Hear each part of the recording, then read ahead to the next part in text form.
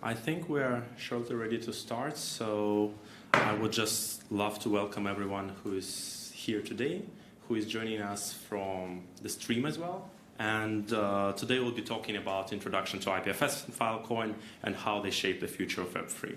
There'll be multiple topics we're covering during the session, so at the end of it, I will also give some time to answer all the questions, so feel free to stay tuned, and we'll be here also during the hackathon, so let us know about all your questions and ideas about building projects during the hack. To start with, there are multiple projects which we have inside the Protocol Labs. Myself, I'm a startup operator at Protocol Labs, but we work as a community of people and organizations that are building a better future through the technology. There is Protocol Labs, which is open source R&D organization. There is a Filecoin Foundation, which is a steward of Filecoin community, which is aspiring to put the power of humanity, most important information, back into the hands of everyone. And there are also multiple core solutions such as IPFS, which is a peer-to-peer protocol that making web upgradable, resilient, and more open. You can think of it as a peer-to-peer version of an HTTP. And there is a Filecoin, which is a decentralized storage network to store humanity's most important information. You can also think about it as an Airbnb for storage. And those are multiple components which come together in one place to be the Web3 layer foundation for the data storage and much, much more. So we'll go through an agenda today, which first will be the core concepts of IPFS and Filecoin. Then I will tell you more about the tools of Web3, which will be particularly handy for you during the hackathon to build straight away on top of IPFS and Filecoin. I'll also highlight you the possibilities of Web3 right now to give you a bit more ideas of what is possible, what could be done, and maybe that will be helpful for some of you to brainstorm your ideas further. And there will be also some learning resources and discussion and Q&A in the end. So, starting with the concepts of IPFS and Filecoin, I will not go into too much details what exactly Web3 is, but trust me that we are on somewhere transitioning from Web 2 to Web 3, where Web 2 was read and write, so you could write an information on the internet and you can read it from, and now we're transferring to Web 3, which is read, write, and trust. And trust here is being an operative thing where you can verify some information on the internet directly without having a prior knowledge to it. It's also being supported by a bunch of underlying primitives and technology that builds up to verifiability directly in Web 3. Moreover, Web 3 stack is for Web3 stack, verifiable data is essential for a truly distributed system. This image is already quite outdated, but because the Web3 is exploding like hell and there are more and more projects appearing each and every second. But at the same time, the file storage is still a core fundamental piece of it. Moreover, you can place now us not only in file storage as it is with IPFS and Filecoin, but you can also definitely move us to the cold storage solutions, and with soon updates of the Filecoin, where we're developing smart contracts and Filecoin virtual machine, you could also easily place us to the layer 1 blockchains with smart logic and smart contracts. So once again, we are somewhere in transition between Web 2 and Web 3, where Web 2 is being a decentralized solution, where the data, knowledge, and information is being kept at a centralized points, and we barely have the ownership of that data, which is being centralized. It's a critical point to the human development, and that's why we at Protocol Labs believe that this distribution of the knowledge and distribution of the power should be safeguarded, and that knowledge should be open and in the hands of people. But at the moment, data, information, knowledge is not publicly open and publicly owned. And there are a few companies which you're familiar, which is Google, Amazon, Apple, which are being the silos of the data and limiting the ownership of that. And if some of this solution fails, due to the system being centralized, it fails altogether, and you basically lose access to your knowledge. What you can do instead of having a centralized solution where you have single points of failure, where your data is monetized by the data monoliths, you can have a decentralized or even better distributed system where the users have the power to manage their data, where the users power the service themselves, and at the same time, the infrastructure which is being developed in a peer-to-peer manner, it's also being censorship resistant. It ensures the privacy of your data. You can self-verify all the content which you're having in the web, and the data is being non-siloed, meaning that at any point of time you can discover the information that you're really interested in without any limitations. And I will tell you in the next 15 minutes or in the next half an hour what is IPFS and Filecoin and how they contribute to this vision of distributed, decentralized, web-free internet, and how to build on top of those protocols to make sure that you're really going to the future in the web-free. And moreover, I will tell you that files and folders is not a boring thing. So first of all, IPFS is an interplanetary file system, where files and systems is file system is obviously files and folders. You are familiar with them already. You work with computers all the time, so there's just the same thing. While this interplanetary thing is way, way more interesting. Imagine that you have to send. Imagine at some point we reach Mars and we'll have to send information from Mars to Earth. If we maintain these centralized solutions for any call or any update or to watch a video, you'll have to make a call from Mars to Earth and from Earth to Mars backwards. And this will at least for one call take you an hour. So that's not very scalable solution when you think about expanding to other planets or generally just expanding your network. And that's where IPFS is coming handy into the place. Because of distributed solution in the first place, it allows you to download the files not from the central place somewhere on Earth, but rather have, if someone has it already cached on the Mars, you can directly retrieve it from them, therefore connecting and creating a network of peer-to-peer data exchange where everyone can cache and store the data and it's available not from only one source but from multiple sources, creating this resilient and distributed solution that can scale across the planets. And that's where resilient and offline first solutions such as IPFS is coming very, very handy to develop a network which is independent of centralized solutions. Moreover, in order to achieve so, it's very, very complex if you try to address the data as you commonly do it in Web 2. For example, if you're looking for a book and your friend tells you, oh, you can find this book in the library, on the second floor, on the third bookshelf, and on the third row from the top, then and it will be the second book from the right. When you come to this place and get the book, suddenly you realize that it's the same book which was in your backpack, but you just didn't know that it was there, and you didn't know that you were referring to this book. Exactly the same thing is happening right now with computers or Web 2 way of addressing information, where in order to find a file, you actually go to the location of it. Instead of that, or it's actually happening the same in the browser, where to find an object in the internet, you go to an HTTP domain, you go to the path, to the index of it, and then you find a file there.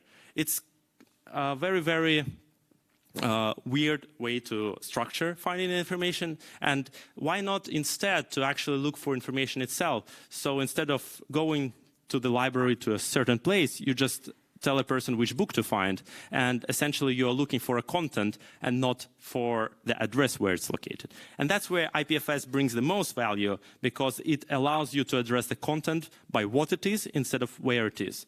You essentially replace a folder or a file location with a content ID, which is a unique fingerprint which allows you to discover the object's internet regardless of their location. And I will tell you more how the IPFS works specifically. For example, you have a content which is hello world text document. And you create a cryptographic hash function out of it, which is a SHA-256 standard algorithm, and you create a content identifier for that. So once you created a content identifier, this is a unique fingerprint which points to exact content of the file which you created. So the same content will always resolve in the same CID, and content CID can be reproduced anytime from the original content. So imagine that it's independent of who creates the CID, rather it's always a computer which is dependent on the file you upload. So if you have the same content, any computer in the world or any solution will create you the same CID, therefore you can easily discover the object by what it is rather than by where it is. And it also adds us this trust function of the Web3, where once you received an object from the IPFS or from any other solution, you can validate through the CID if the content you received matching the original CID you requested. If something is flawed, then you'll have a different CID, and then you know that it's not the content you were looking for. The best part of it is that content is not only files itself. Folders could be the same content, and essentially a folder is a special kind of a file which lists other files inside of it. So all the core principles which apply to the files in IPFS work the same way in the folder structure. So you can also use files and folders in IPFS without any limitations. And to give you a brief idea of how exactly it works, here's a small diagram where we have 4 objects in the bottom, and each of it has produced its unique CID, so you can always trace an object by a CID.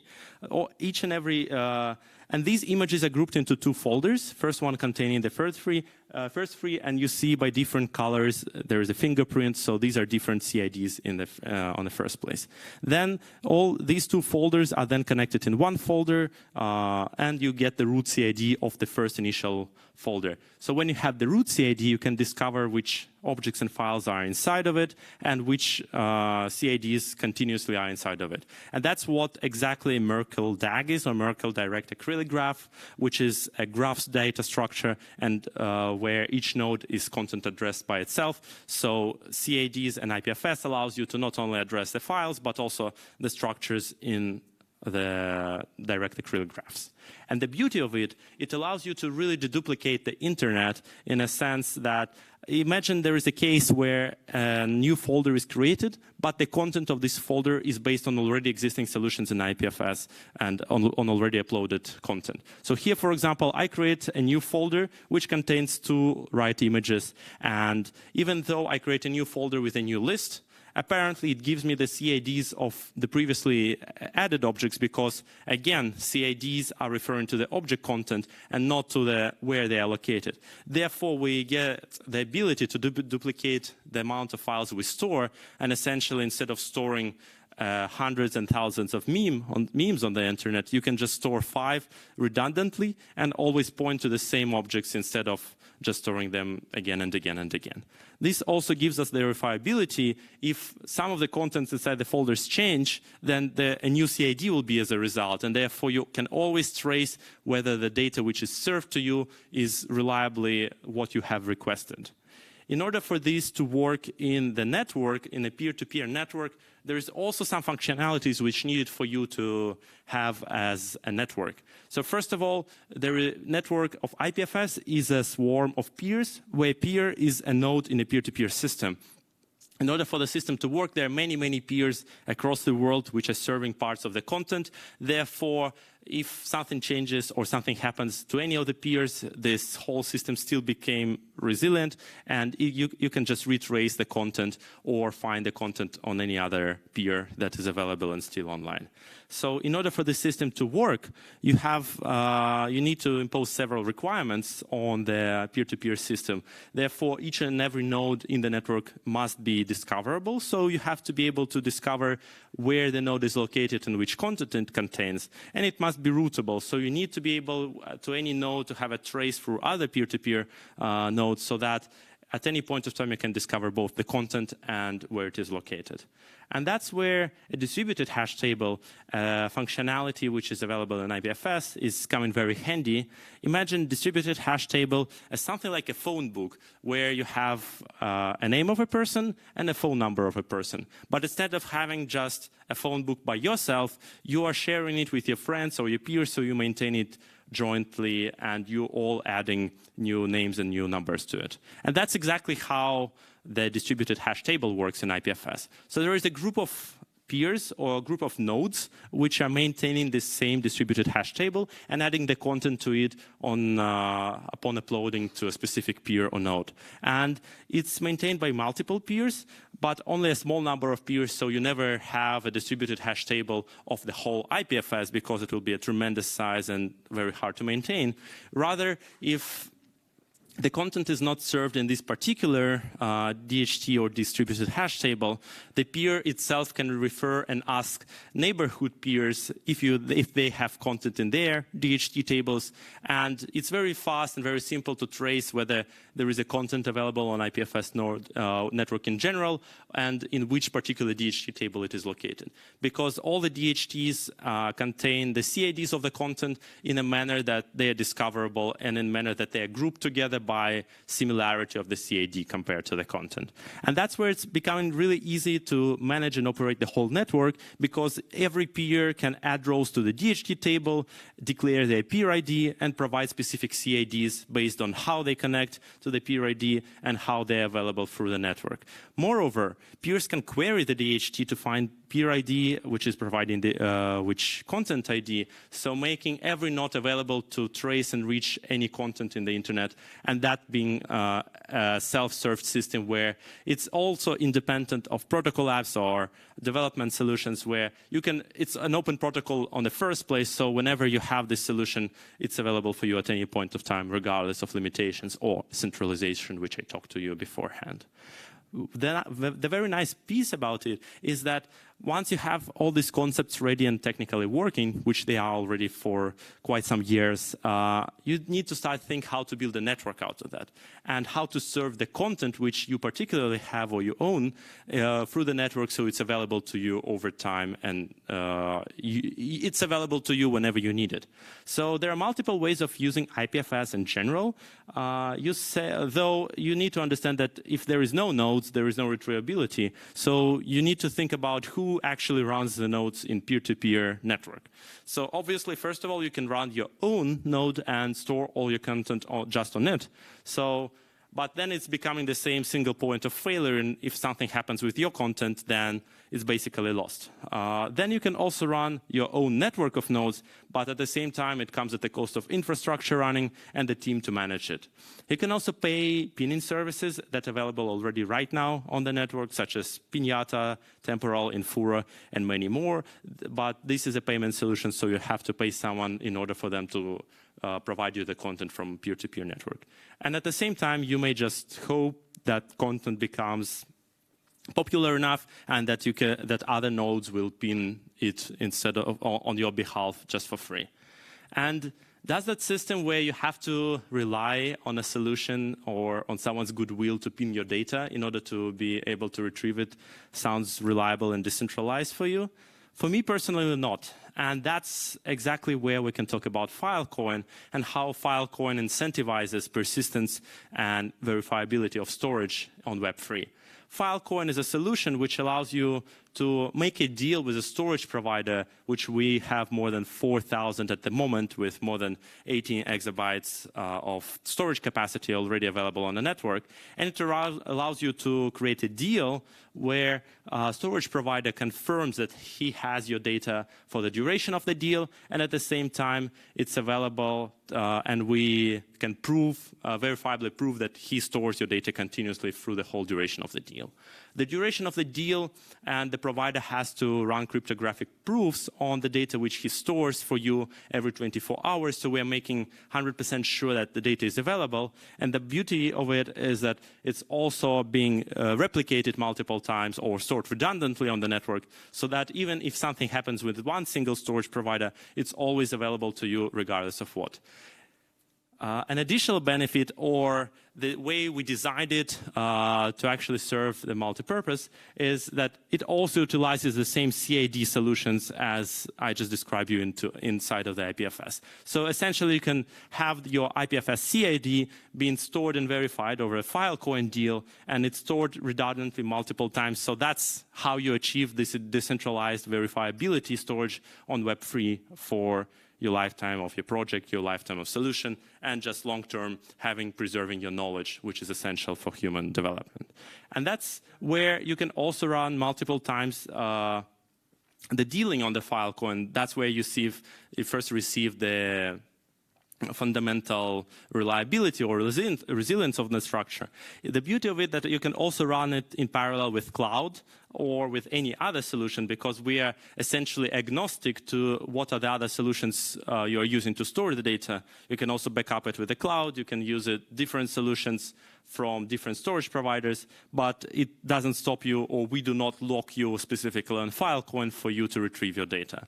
And that's where I would say that IPFS is really loving Filecoin, and they really designed to work well together, where IPFS is designed for the fast and flexible retrieval, where the gateway is locally local nodes and browsers are available. The beauty is that right now we are also natively supported by multiple browsers. The Brave is already fully supporting it and running an own IPFS node on the background for you. So you can directly watch in the browser all the content from IPFS. And there are multiple more browsers that are coming soon with the implementation of IPFS reading, whether they're using just a gateway through IPFS or they're directly installing the nodes. The more are coming from Firefox, and then we're also working on implementing it into the Chromium, so all Chromium-based devices will be also natively able to read IPFS CIDs and content inside of it. Also, on top of the IPFS, there is a Filecoin, which provides you this needed persistence and verifiability of the data on chain and reliable storage of the data for the duration of your content or duration of the lifetime of the deal which you have made on top of IPFS and Filecoin. And that's where we can slowly transition to the tools of Web3, where you can, I will give you in the next 10 minutes the details how you can build on top of IPFS and Filecoin, and how to easily kickstart your project during this hackathon so that there is no problems in building your own nodes and finding the solution that you need to develop on top of IPFS and Filecoin.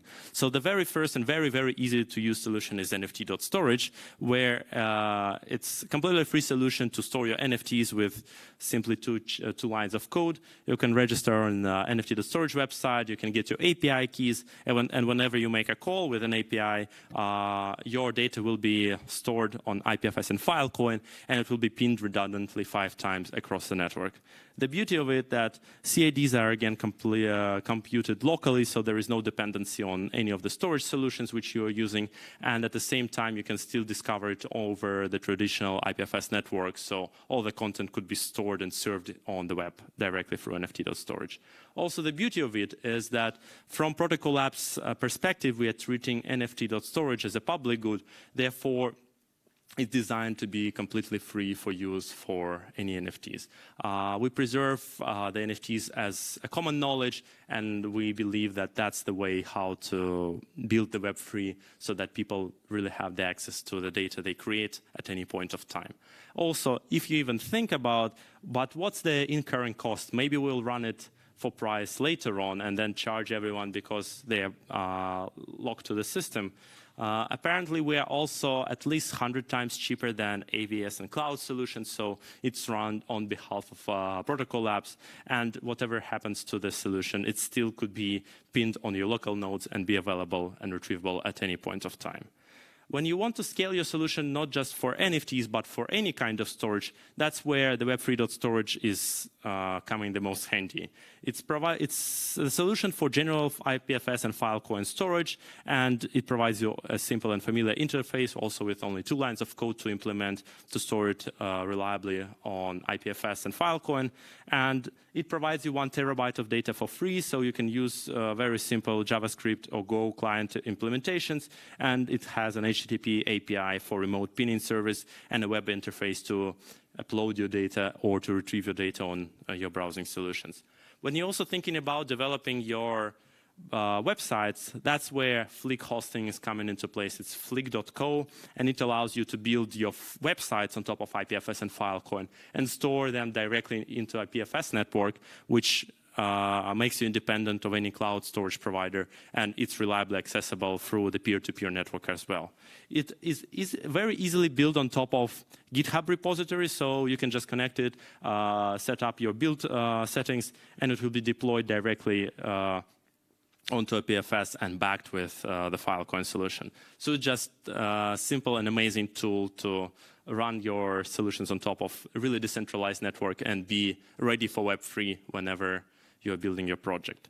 There's also an advanced solutions or additional solutions where developers who have PowerGate, if they want to have a powerful ways to connect and extend protocols such as IPFS, Filecoin, and libp2p, it provides you the opportunity to have a Docker container wrapped around IPFS node and Filecoin node, and it gives you the flexibility of staging, storing, and retrieving data, and have the default configuration for the miner selection. And one more topic which I want to cover in this presentation, and which is the more and more upcoming and important effort of Filecoin in particular, is Filecoin Green.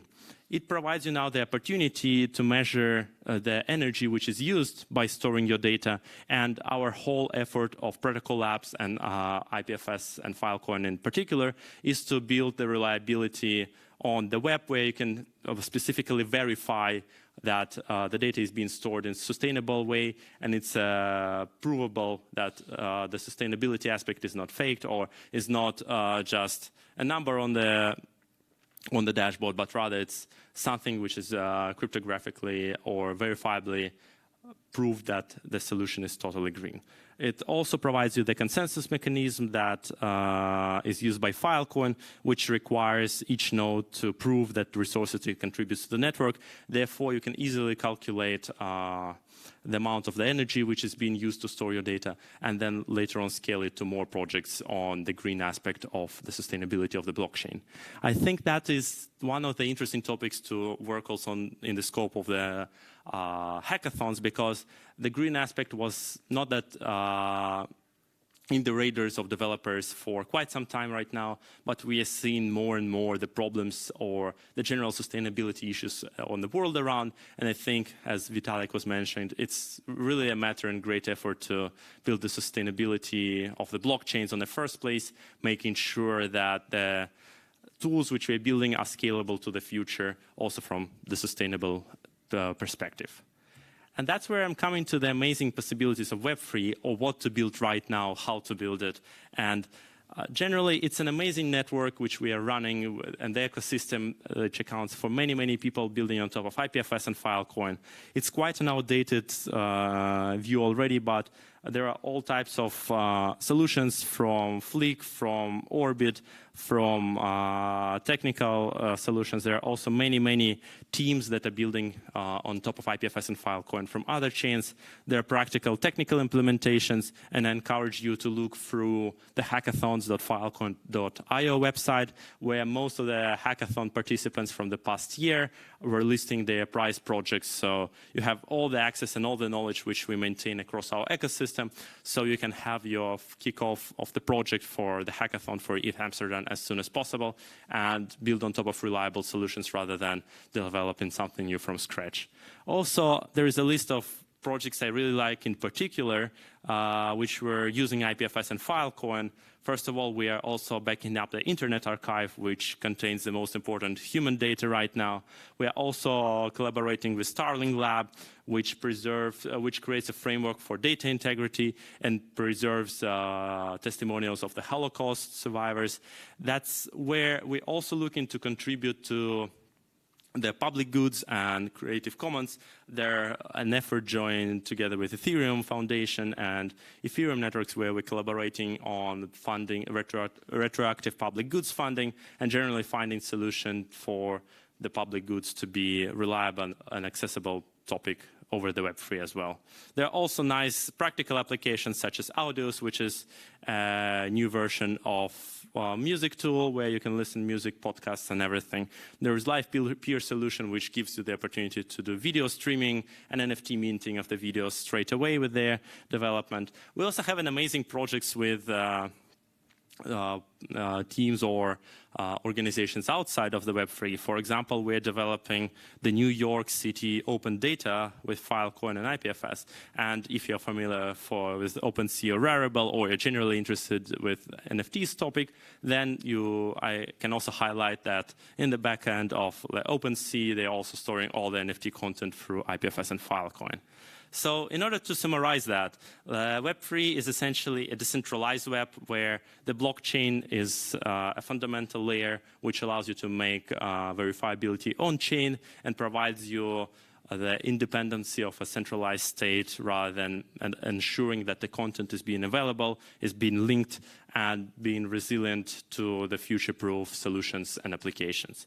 And just to sum it up, apparently the best way to predict the future is to create it. So I really encourage you to do all the best on this hackathon, having an amazing 36 hours of hack, build your projects, build it on top of IPFS and Filecoin.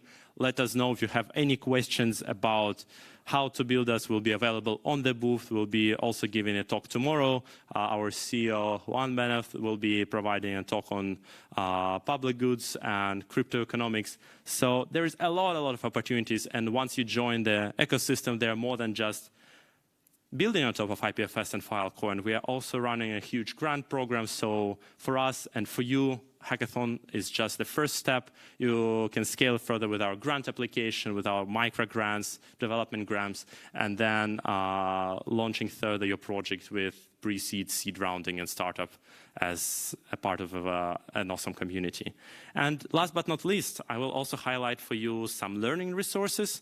There are Discord and Slack available, and specifically for this hackathon, I believe we are running through the ETHGlobal Discord, but feel free also to join our Discord and Slack from IPFS and Filecoin. You can find it at filecoin.io/Slack, and you'll have all the answers there. We are working as a public company, so everything is available from our development directly on Slack. You can reach any of our team members on Slack, and that's where we believe that working open source is not only building open source solutions, but actually living open source, making sure that we are collaborating instead of hiding information, and where everyone can contribute to the scale of the greater good and a greater ecosystem. With that being said, I would just encourage and say good luck to you all on developing your hackathon projects. It's definitely an amazing time, and I was a hacker myself a few years ago. I love this time, and will be here together with my team to support all your questions and making sure that an experience for you to build on top of IPFS, Filecoin, and any other solution from Protocol Labs is an amazing experience, and you want to stay with our ecosystem further. Thank you a lot. And that would be it from my side.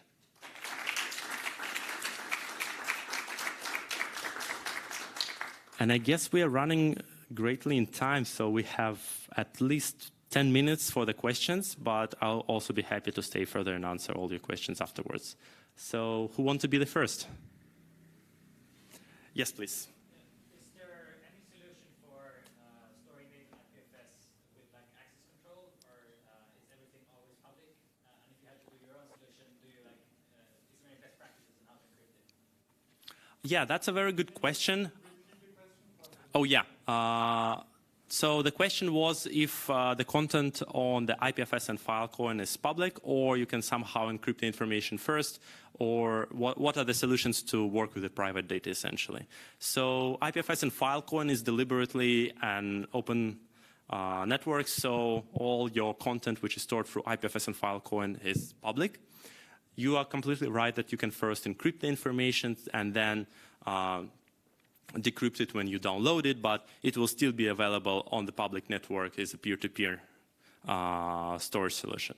I would say that there are some teams who are working on encrypting the solution, on encrypting protocols on top of IPFS and Filecoin, but you are more than welcome to develop your own. I think that's a hot topic right now, and if you're working with some private data, it's very interesting to also think which parts of data is actually sensitive and should be private, because quite often it's only a small fraction of the actual content you want to store which is private, and you can split it and still store most of the content in a completely open system. One thing to check out is maybe lit protocol. Lit protocol is Qualcomm, I think, and they have some encryption systems. There was one more question. Yes, please.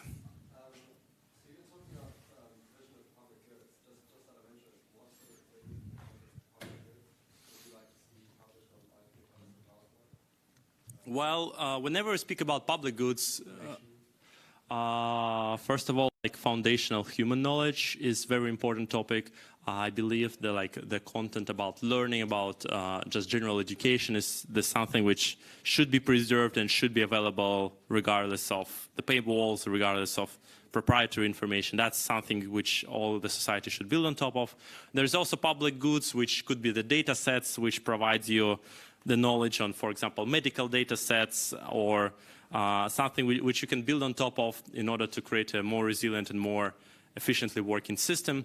At the same time, public goods could be some I mean, there's common projects which we are building from retroactive public goods funding with Ethereum Foundation, where it's also being a focus of ensuring that the developments which are happening in the public goods field is being well funded and receiving sufficient support from the teams. And at the same time, apparently just storing the data for someone could be already a public good whenever the information which is being stored is socially valuable or just generally valuable as a human knowledge. Does that answer your question? Yeah. Thank you. Are there any other questions?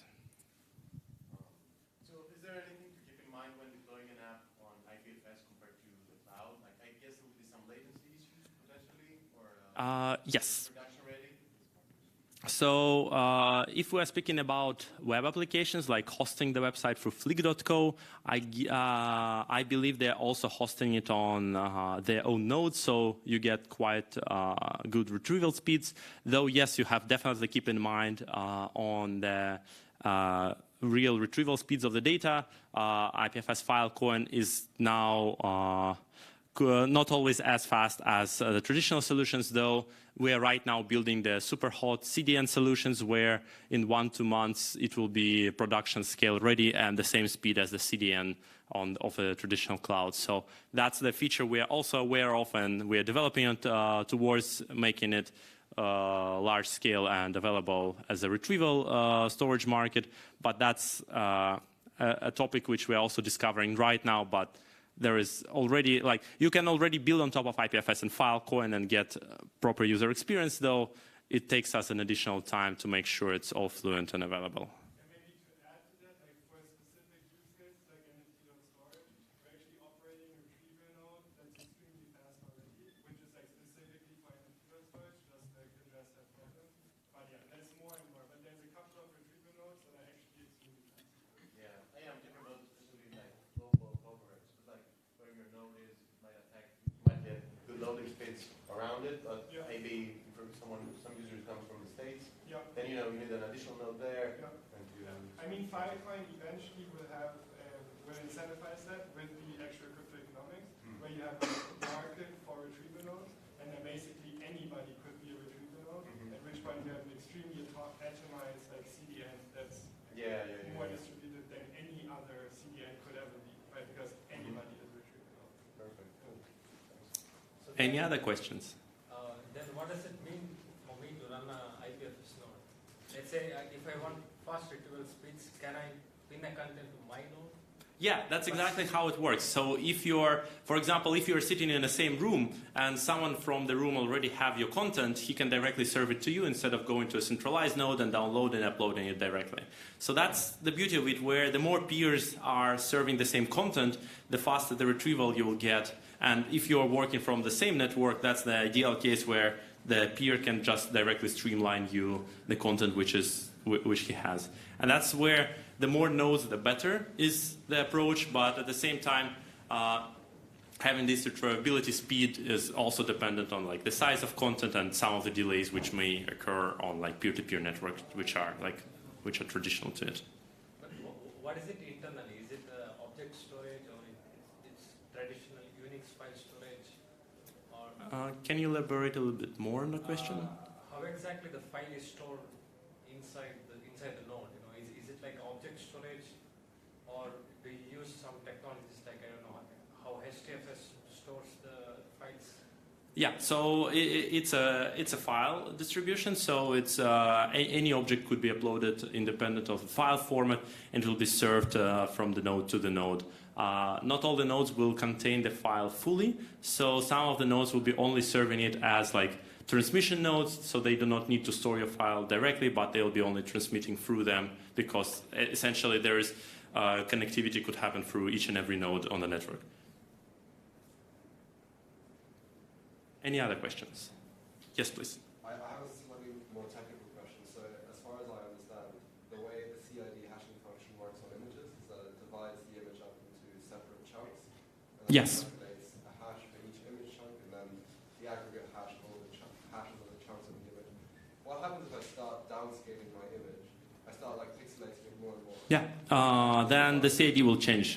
essentially, if you change any pixel of the content, you will always receive a different CAD. But if the pixelation is so slight, the sort of decrease in pixel size maybe is ever so slight, that I'm not sure whether... I think that's a very interesting corner case, and I would love to know if you explore that further during your hackathon. But I would assume that if the content or if the file size also changes, then it will also affect the final CAD, because essentially you store it in a different format than it was originally. So the idea of the CAD encryption is that every unique content creates its own unique CAD.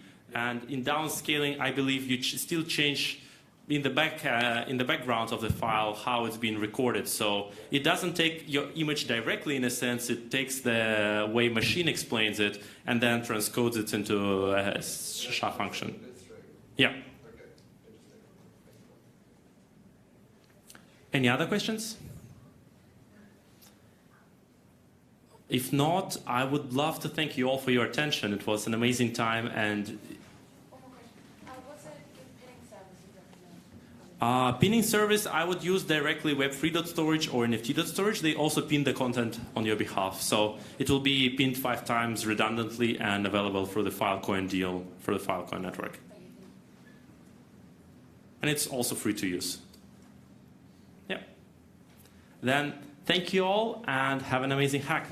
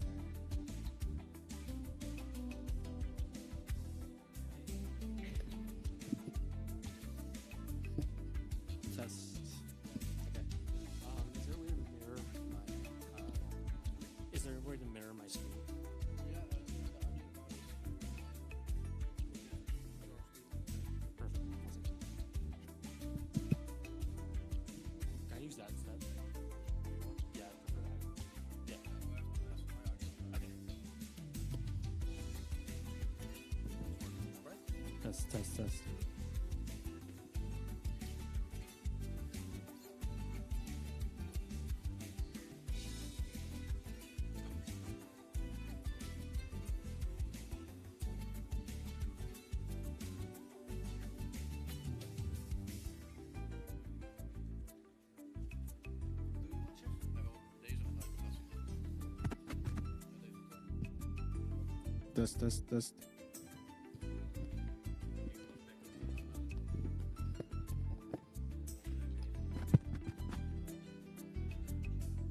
Test.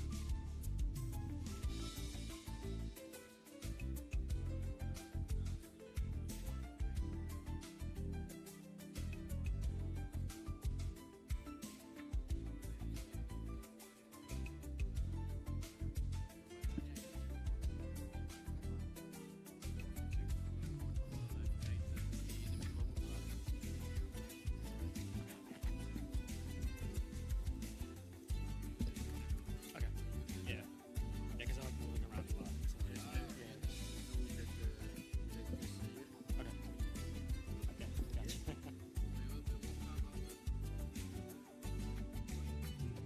Yeah, I'll be.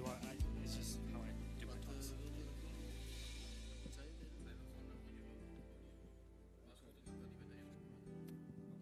When you have questions, Yeah. when you say Will there be last questions? he ask questions, Yeah. when you say to the people, ask the question, and come to the people, so better. Perfect. Awesome. Love Yes? this. Yeah. Perfect.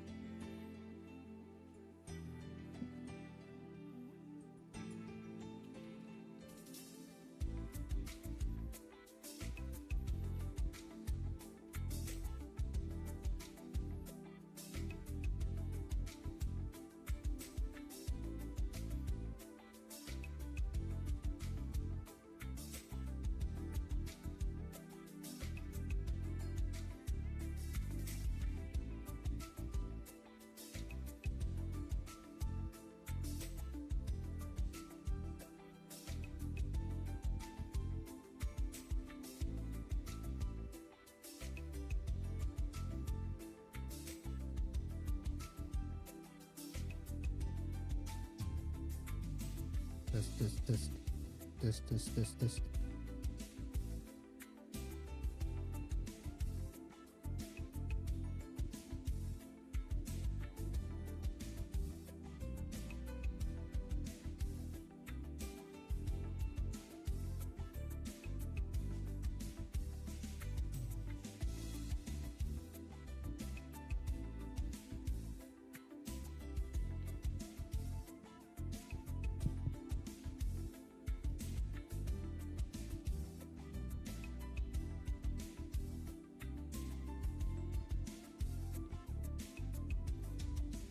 Start.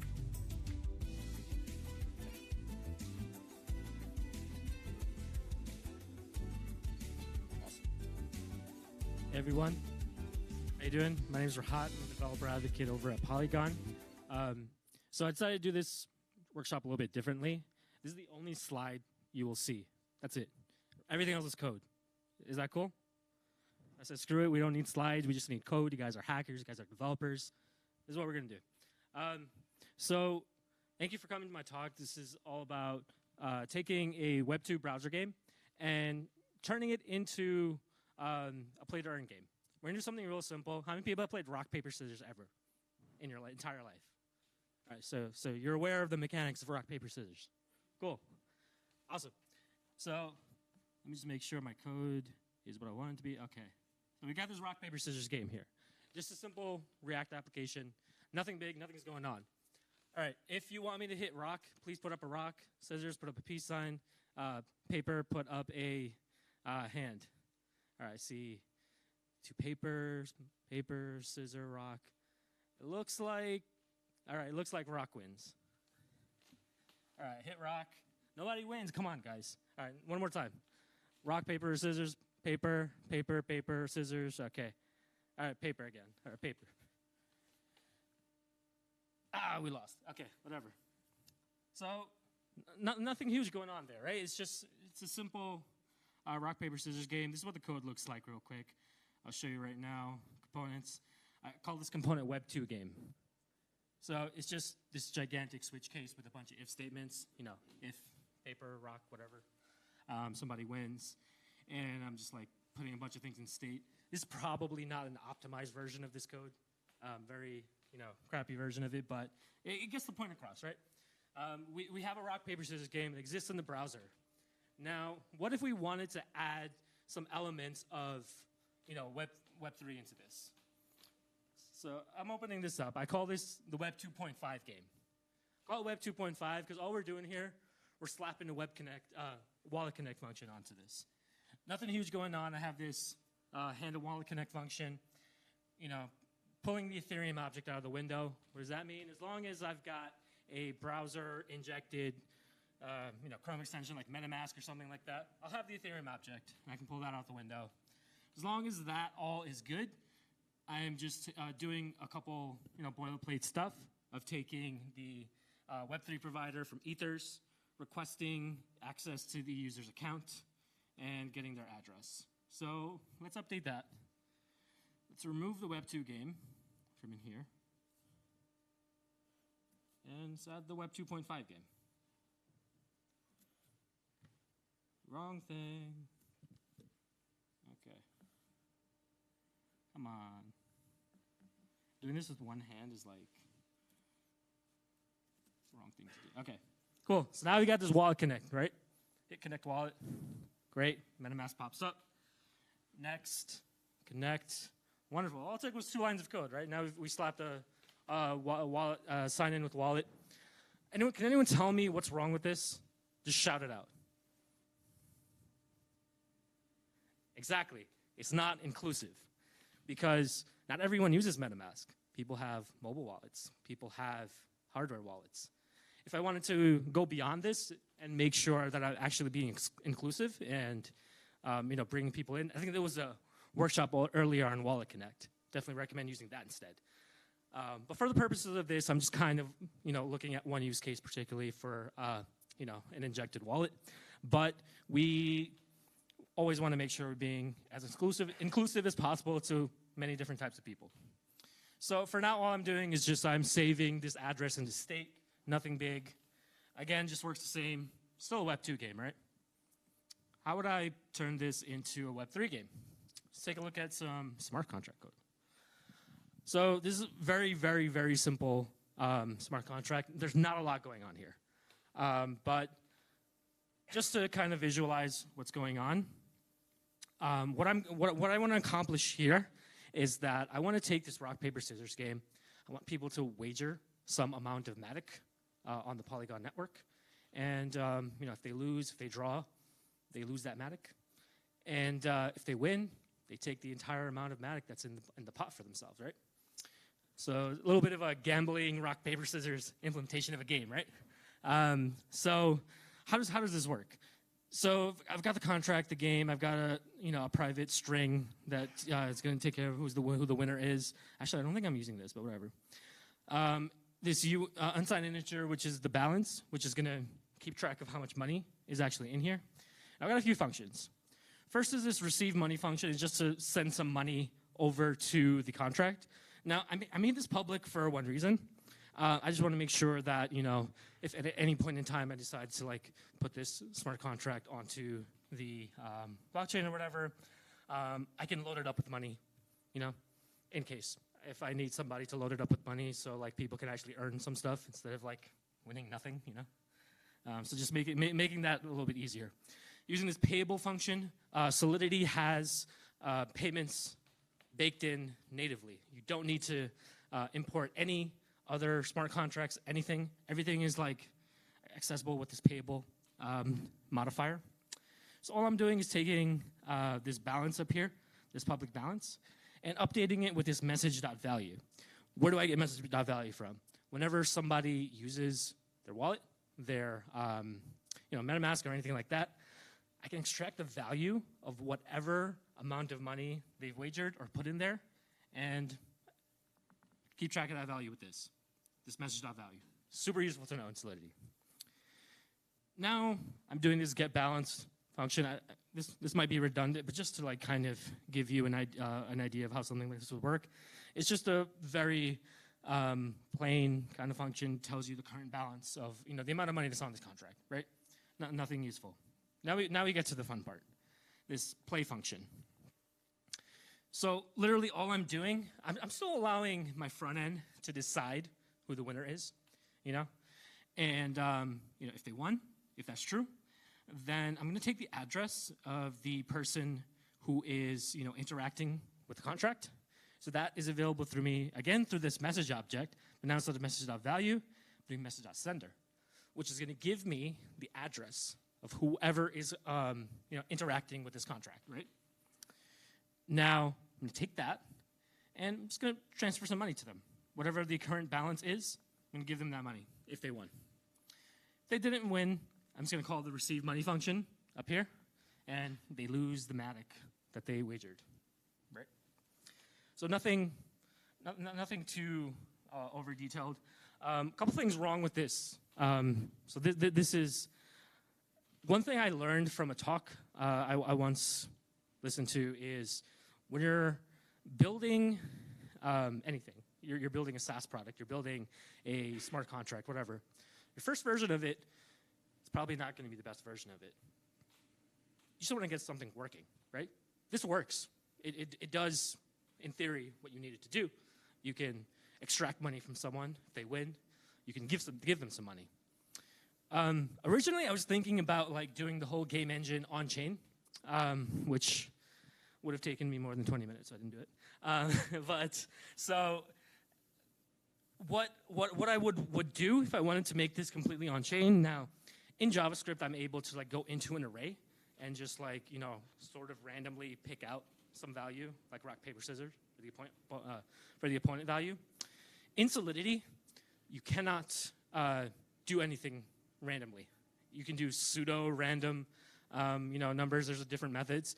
But there's no actual way to do truly random randomization or random number generation inside of Solidity. If you wanted to do that, there are some tools out there like Chainlink will give you a verifiably random kind of like generated number, things like that. But, that has to happen off-chain somewhere, So just to kind of emulate that, I decided to like, let's let JavaScript kind of handle that part. But if you were to actually go into production with something like this and you want like real random number generation, definitely recommend looking at Chainlink. I do not work for Chainlink. They did not endorse this at all. I just like their product. Just want to make that clear. So we've got this. Let's deploy this. I've got this here. If I'm deploying from Remix, I go here, compile. Looks like there's no problems. I'm going to copy this ABI code real quick. Just drop that in here. This ABI.json. Why that's important, I will talk about in just a second. But that's there. And let's go ahead and deploy this. Injected Web3. Cool. This is my test matic. I don't have this much matic. I wish I did. But let's deploy this. Hit deploy. My MetaMask pops up. And we'll confirm this. And this is being deployed onto the Polygon Mumbai network. It's one of our test networks for any time you want to, test out your smart contracts, putting things out there.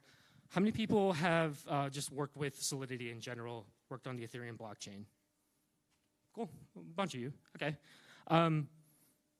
Doing things on the Ethereum blockchain and on the Polygon blockchain, exactly the same. Every tool that you learn, every, if you use Hard Hat Foundry, if you use Truffle, if you use Remix, all of that maps one-to-one. It just takes usually one line of like configuration. If you're using Hard Hat or Truffle or something like that, all you do is just like change the RPC endpoint from like, the Ethereum endpoint over to a Polygon Mumbai network or Polygon mainnet, if that's what you want. But, at the end of the day, everything is EVM compatible. Everything you learned stays the same. And again, just maps one-to-one. That's why it's like we've been really focusing on a good developer experience. We don't want you to learn anything new just to use another blockchain. Everything maps one-to-one. You'll also, so this is specifically using our proof of stake blockchain, which many people know as a sidechain. That is not the only product that we have out. Today and a few other days, we actually launched a few other things like Polygon Edge. There's a lot of work that the Hermes team is doing as well. And there's a whole suite of products that you can use to like build on top of Ethereum. But yeah, today we're just focusing on our proof of stake blockchain. So that is out. Let me see where that is.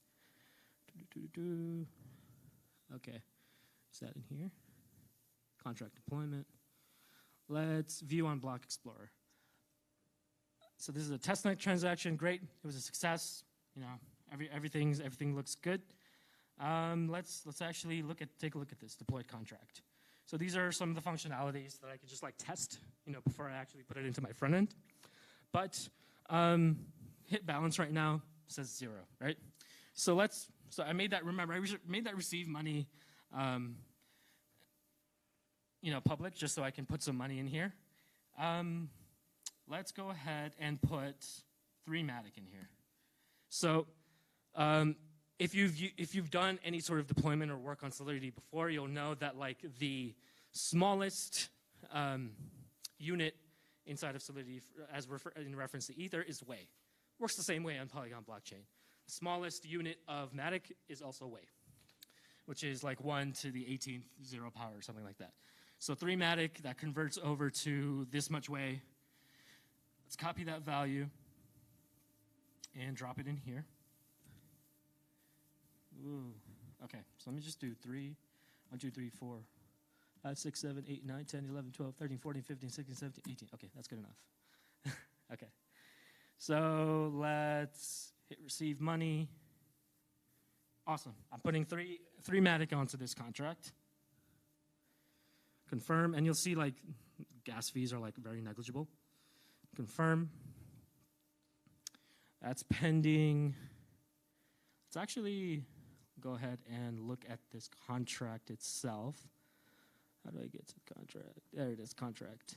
So this is the deployed contract on Polygon Scan right now.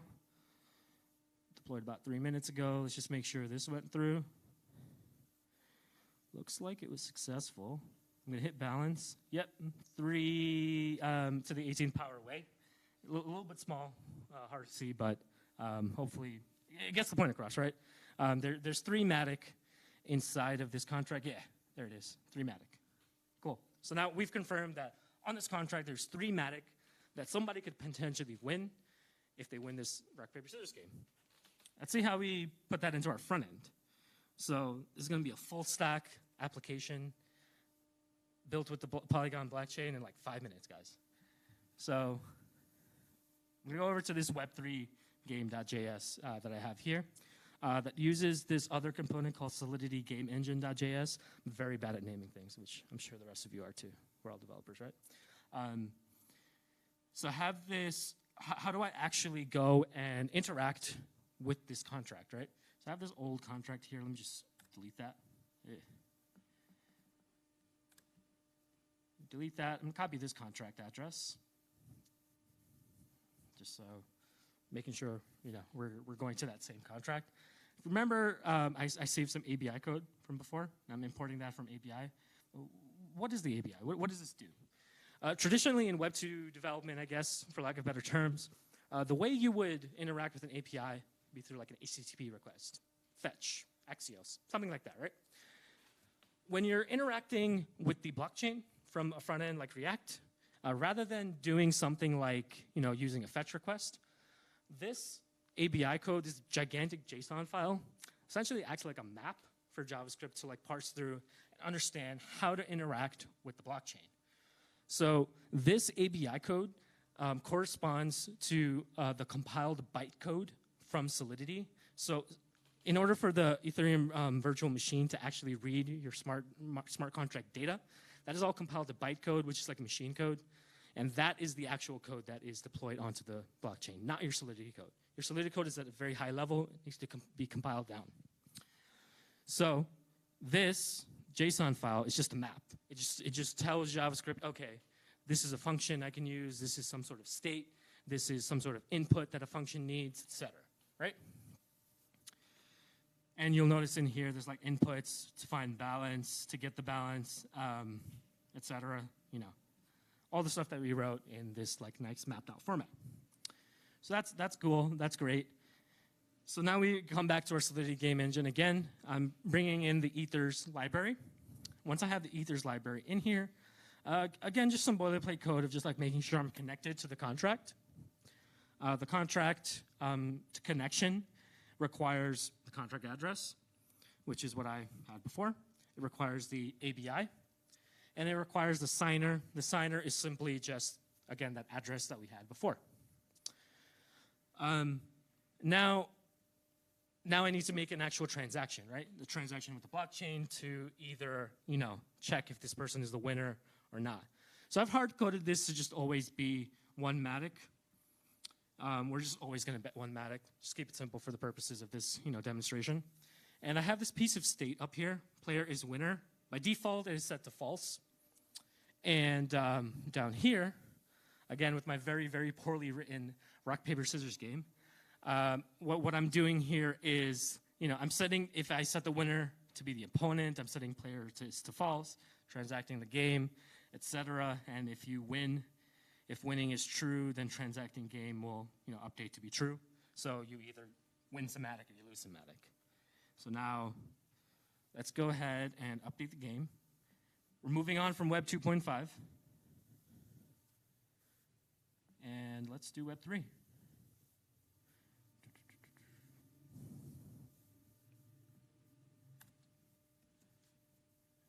Okay, so I've got my React app. Let's hit connect wallet. All right.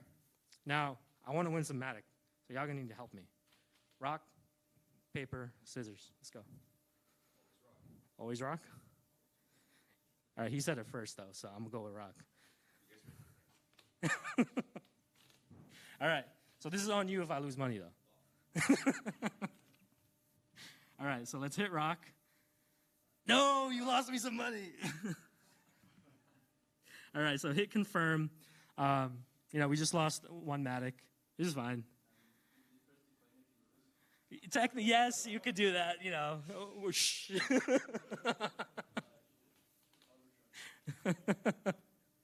know, if we were, you know, making sure that this, like, actually worked properly, we do that on chain, you know.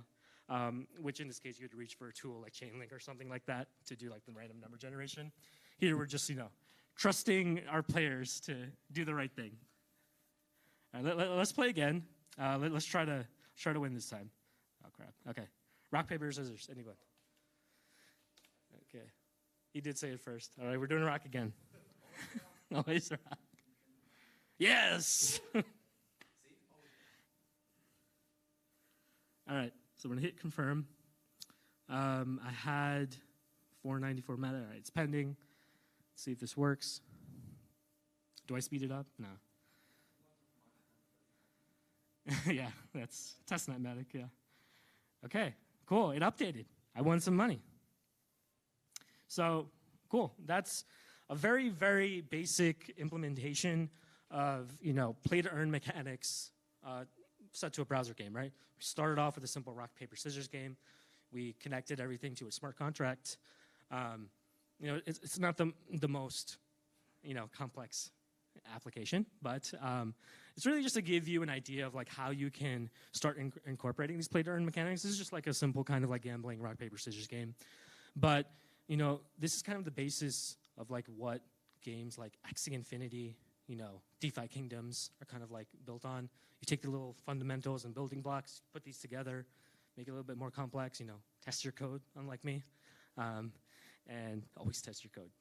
And, you know, put that onto the blockchain and you've got a play-to-earn game. You know, play-to-earn is something that is getting pretty big, you know, right now. It's all the rage. You know, all the VC funding is trying to find its way into play-to-earn and all that. So, you know, if that's something, I'm pretty sure it's one of the tracks as well for Polygon. So if you want to, you know, win some money from us, something you could build. Cool. I'd like to, you know, open this up to questions. Any questions about the code? Any questions about any implementation, Polygon in general? Love to open it up to you guys. Anything? You have a question? Can we get the mic? Yeah, I think he's going to give you the mic.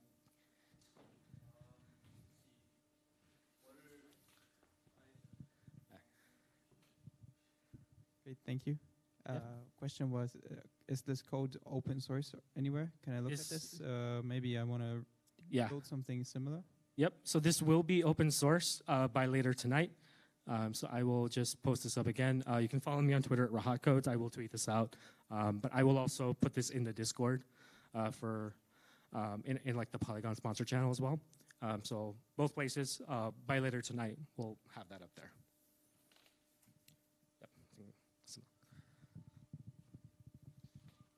Yeah, so I'm somewhat new to Polygon. Okay. I think basically how it works, right? It's like layer 2, and then all the transactions get put into Ethereum blockchain like in a bunch.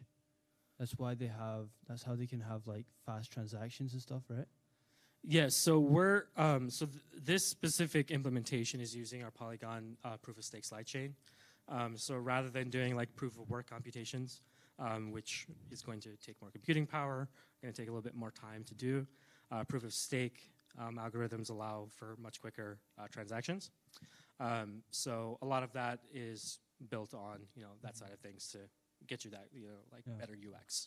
So I mean Polygon offers pretty cheap fees and fast transactions. Yep. So does Solana. What's like the trade-offs?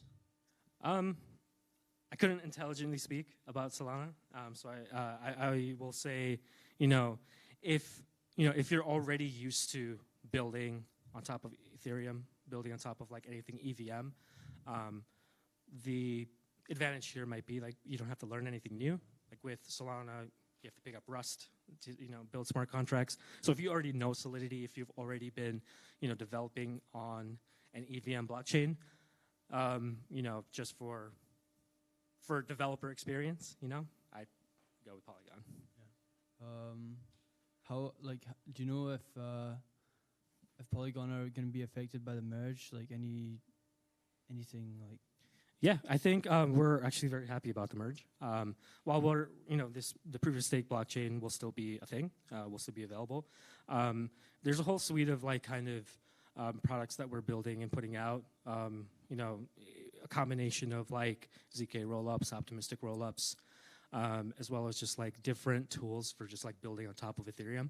Our whole thing is just like making Ethereum scalable. So whatever Ethereum does to make that easier for us is just even better. This implementation of like putting this on the Polygon proof of stake blockchain is just like one way you can interact with the Polygon ecosystem at large. This is only one of our products. So maybe there's a future where our other tools would be more popular because post-merge, it's probably stuff that you'd want to use.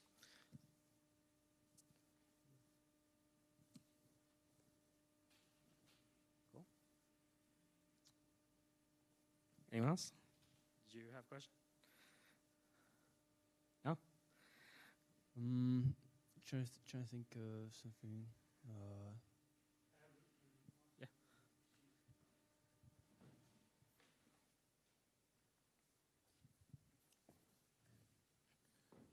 So about Solana, there is a tool, there is a game that exists that's called Degen Coin Flip.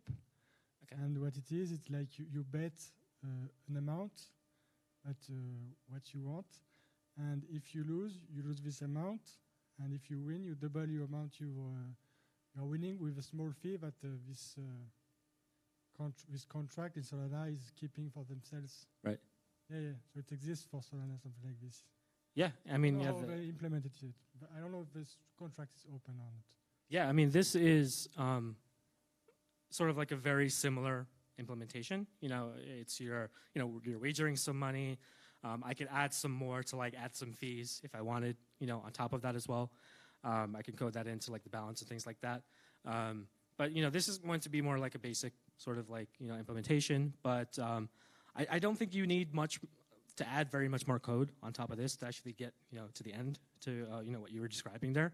The basic functionality is there, wagering, sending money, things like that. Probably just be like doing a few things like keeping track of fees and things like that. But what they have on top is like an NFT collection. Mm-hmm. That's the revenue from the percentage they are keeping. It goes to the NFTs, the wallets of the NFTs. Nice. Yes. Yeah. Yeah. I mean, those are definitely different functionalities you can add on top of stuff like that. That's awesome.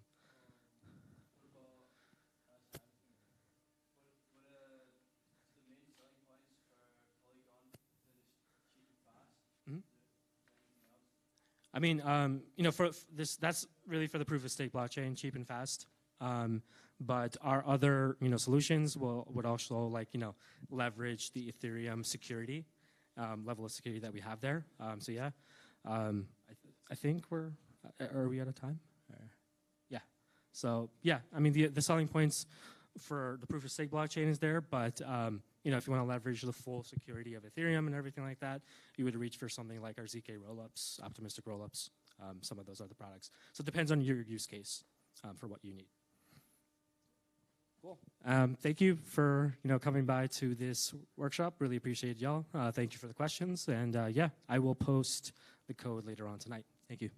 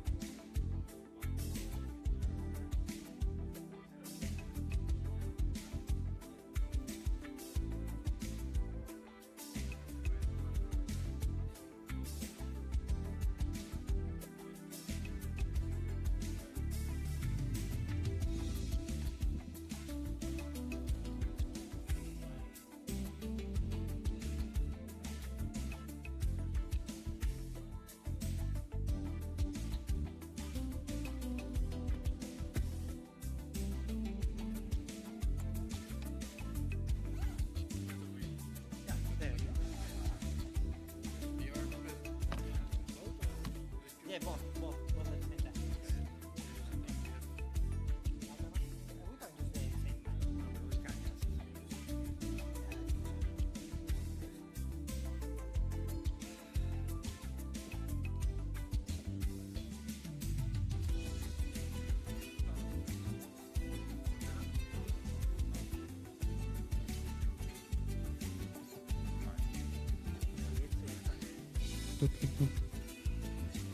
Primero vamos a ver qué hay aquí.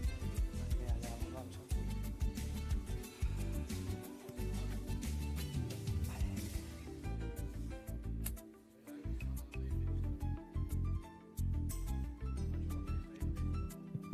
Test, 1, 2, 3. Ja. Test, 1, 2, 3. Hey.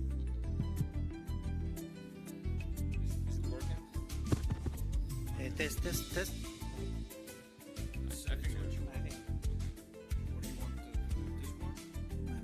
think I will have this one. Yeah, of course. And I should. Okay.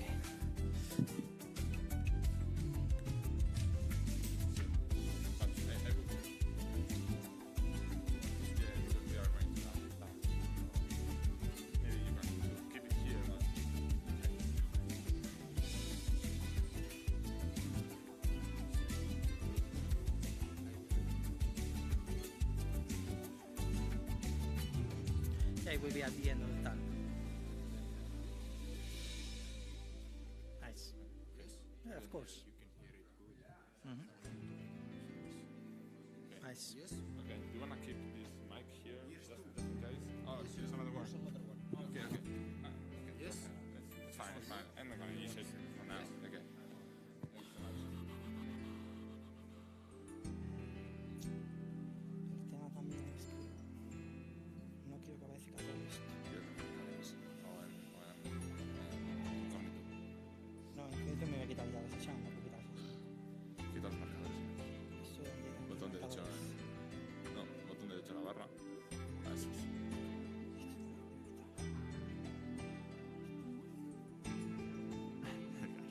No quiero.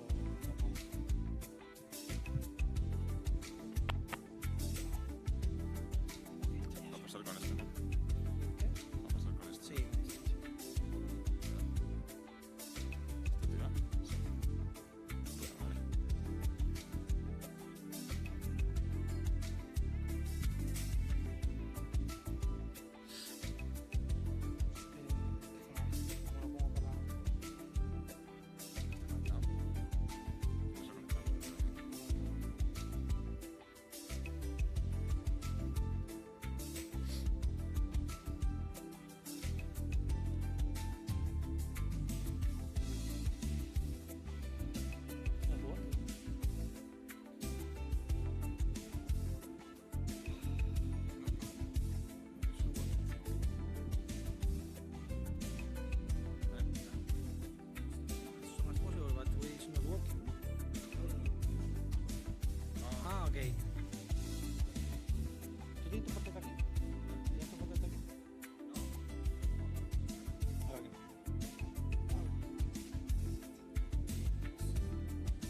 Share the full screen.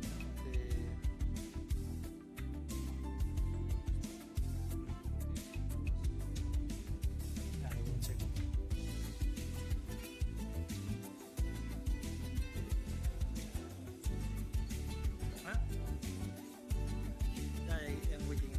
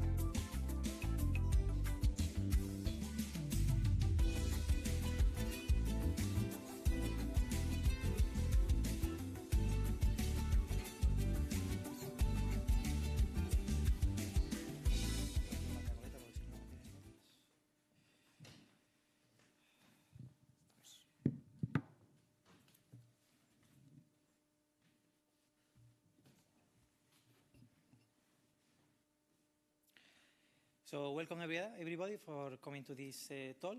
We are talking about ABB3. My name is David. This is my peer, Michael.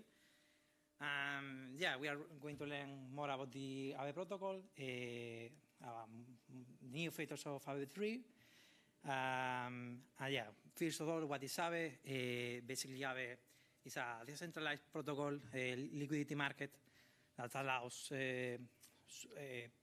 users to supply cryptocurrency, provide liquidity to the protocol, and get some yield of it. There's also other actors, that is the borrowers, that can draw liquidity from the protocol, but putting collateral first. They can use any listed collateral in any supported market, like Ether, DAI. Also, there is another actor. There is the liquidators that take care of the making the protocol healthy. They basically liquidate positions, basically paying back the debt of borrowers that have risky positions or they are near under collateralization. Well, we launched ABB3 like 1 month ago. It has received a lot of well, it was well received by the ABB community, and basically we got the avalanche market that is now with around 4 billion of liquidity locked at the protocol, and by using liquidity incentives by the avalanche project.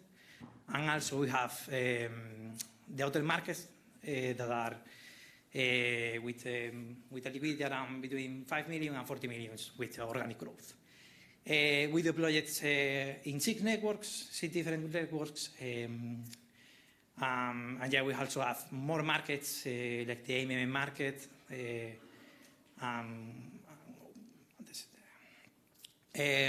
Now Miguel will talk about the new features of ABB3.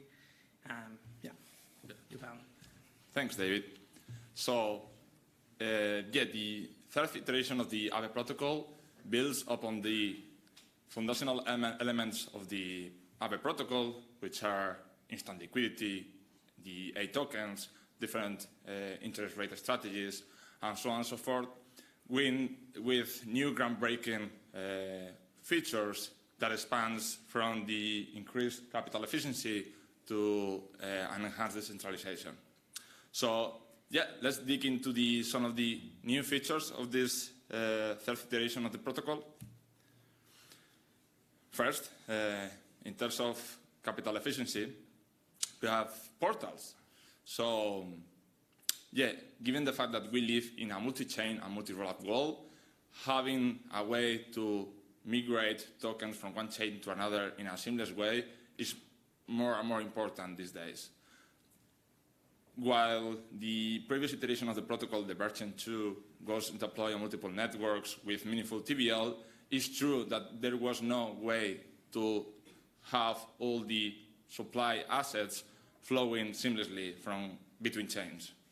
So this is the point of portals. Portals is a new feature of the core contracts of the version 3 of the protocol that allows the supply assets to flow seamlessly between chains. So in high level, it leverages the unique design of the A tokens. So whitelisted bridges are able to take A tokens from the users in one chain and mint those A tokens into another chain. So first, we will need bridges that plug into the portals. These kind of bridges will be named as ports. Once they are kind of registered in the system, they will need to call a couple of functions, new functions that are in the pool contract. These functions are mint and backed, and backed and backed. The first one allows the bridge to mint unbacked A tokens, which means that these A tokens don't have the underlying assets with them.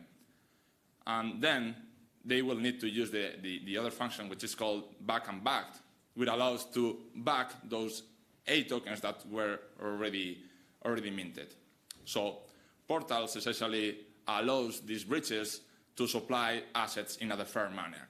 So when a user wants to move their A tokens from the source network to the destination network, first, the bridges will take the A tokens from the user in the source network, then instantly mint brand new A tokens in the destination network and redirect it to the user.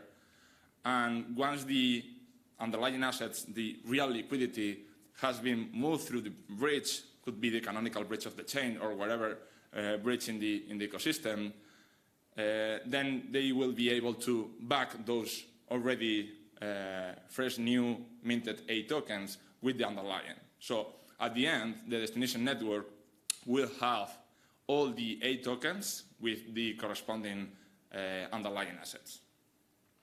So as you can imagine, this feature is really interesting because it allows the users to move the A tokens from one chain to another without losing a penny of a dollar and without the need of unwinding the position, which is really, really cool.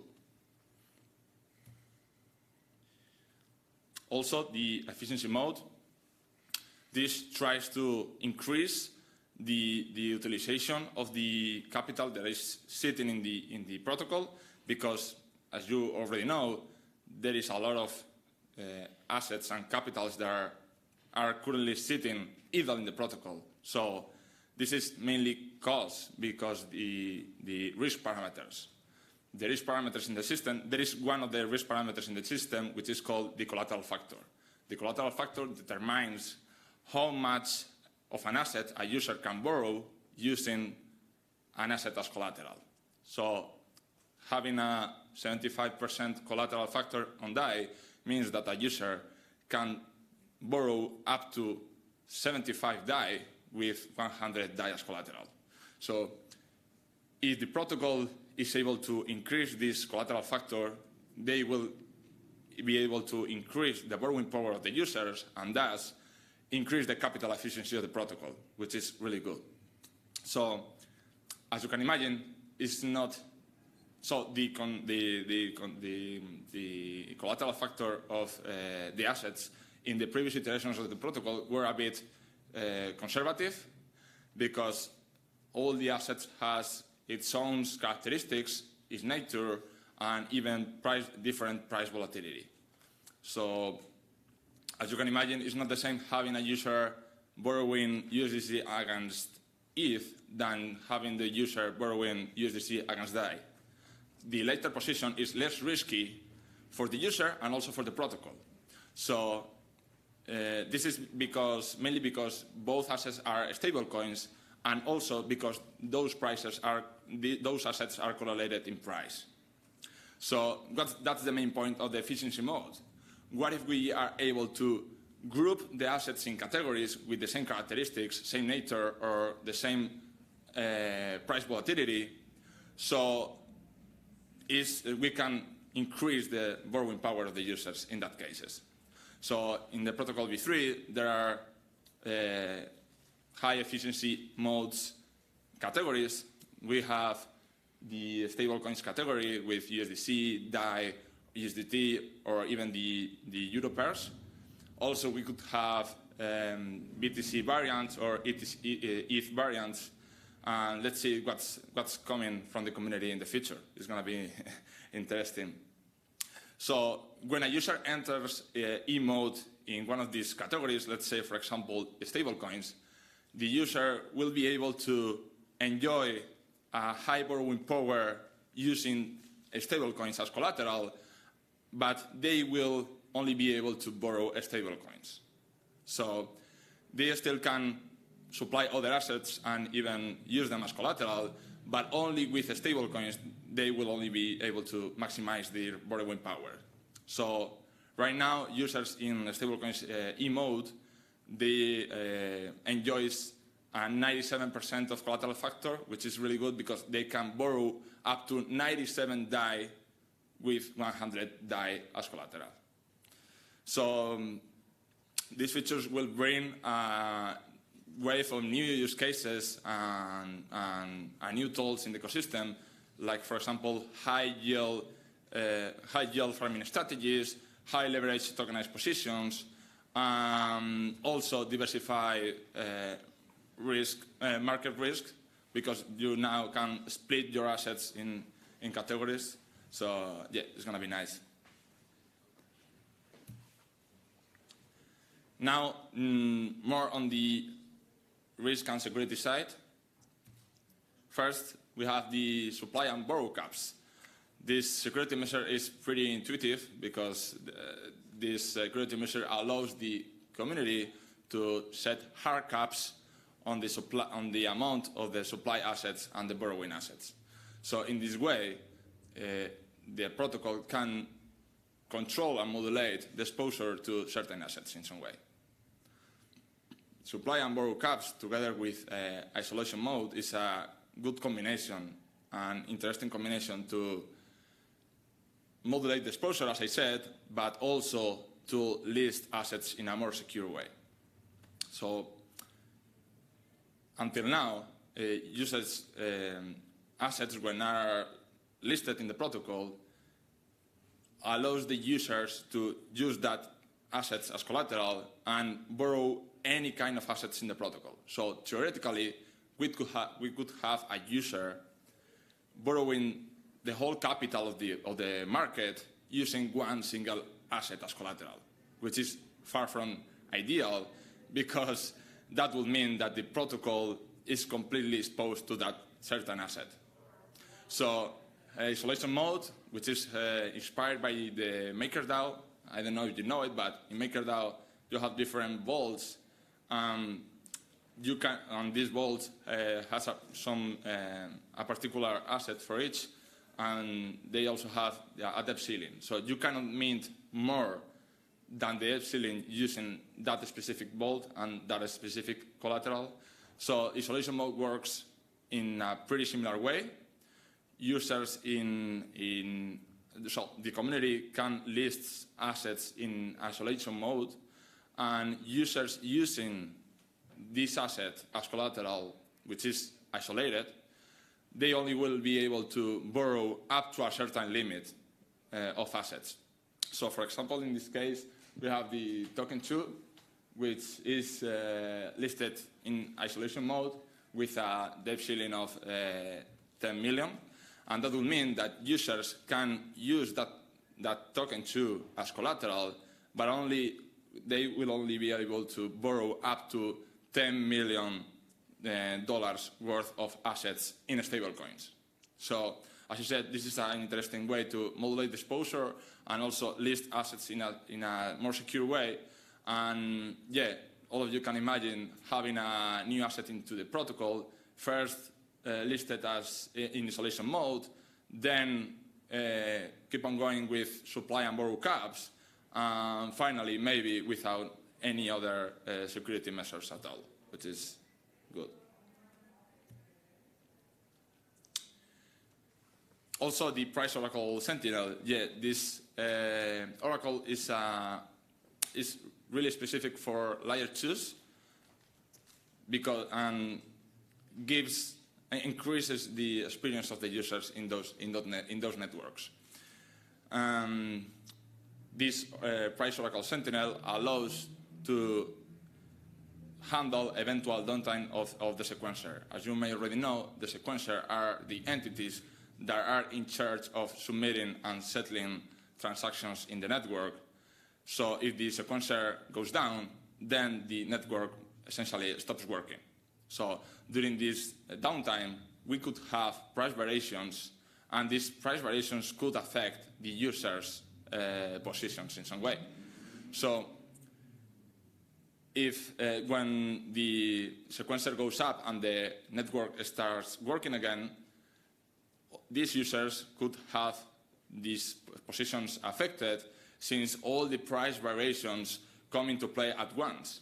So in order to mitigate this scenario, the protocol introduces a grace period, which is a duration of time that the users are able to fix their positions in order to don't get liquidated in some way. Yeah, decentralization. In the third version of the protocol, there were also some improvements in terms of decentralization. And in the previous iteration, we already have some a permissioning system where all the roles were specified with their responsibilities. But in this version, this permissioning system is more fine-grained and more sophisticated. And also, there are some new roles in the system that brings new ways of doing things, let's say. So we have the risk admins and also the listing asset admins. The risk admins is a specific role of the system that has the ability to change the risk parameters of the reserves without the need of a governance vote. These risk admins could be DAOs or any other entity or even automated agents that react to specific events or metrics and change the risk parameters accordingly. They can change the risk parameters or also the interest rate strategies of the reserves as well. And also we have the listing admins, which has the ability to list assets without the need of going to a governance proposal, which is also interesting because we could have some new strategies of listing assets, and this is a kind of a way of delegating the governance of the community of the protocol to some other entity out there. So one of the discussions that have been in the community forum is the permissionless listing. So what if a community of users are able to decide which asset they want to list? So they can stake a part of these assets in the protocol and use these assets as a backstop in case there is that something happens. So yeah, really cool. Also, as you can imagine, there is a bunch of new features in this third iteration of the protocol. Some of them are more user-facing features. Some of them are more in the technical side. But yeah, for example, it's good to mention the repayment with A tokens. So now this increases also the experience of the users, as you can imagine. Users now are able to repay their debt with A tokens. So if a user has a debt of 100 USDC, they can provide 100A USDC to repay the debt. This, as I said, increases the user experience, but also helps the protocol just in case the underlying assets gets locked in the Aave pool contracts for some reason. Also, there is the introduction of the permit function and the EIP 712 to the credit delegation function, and also the introduction of a simplified version of the flash loan function with a reduction of 20% of gas costs. This is only in the case that the user wants to flash loan one asset instead of a set of assets. And yeah, there is many more. But in general, the code was reorganized and also optimized, so there has been a reduction of 10 or 15% of gas consumption across the board, so which is really nice. Yeah, that's pretty much all. Hey. Yeah, we created some tools to help you to build on top of Aave. The first one is the Aave Sandbox. That these tools allows you to an integrator to fork a network that has Aave v3 deployed with a simple command, and it spins a hardcat node to the Aave market. It also allows you to faucet the assets that are listed in that market in an easy way. And also it allows you to connect the Aave open source front end to this local sandbox or to this local hardcat node. Yeah, in this way, integrators can build safely at the top of Aave markets in production, but also in the same time a local host that is much faster to develop The only dependency that you need is Node.js. You can find the repo, the QR code, and also at github.com /Aave sandbox. Yeah, we also have some NPM packages with the smart contracts, and also some utilities, some helper functions that help you to develop new front-ends for Aave or different dashboards that you need. The utilities contain all the helpers to interact with the protocol, and also contains all the math related with the protocol, so it's quite nice. You don't need to rebuild the wheel. Well, as always, you can check the code at the different repositories. And yeah, right now, here at the hackathon, we have the prizes. We are rewarding for the most innovative Aave with integration. You can see the list of the prizes.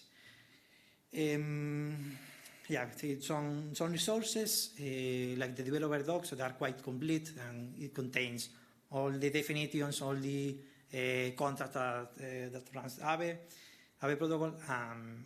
There is also the Aave Grants DAO.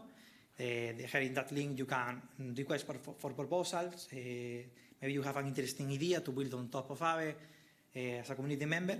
And here you can request a grant to develop that idea, and execute that idea. Here, next Sunday, we have a Rave. So here is a bonus code that you can use. It's hosted by the Aave Grants DAO. And that's it. If you have more questions, feel free to ask to us.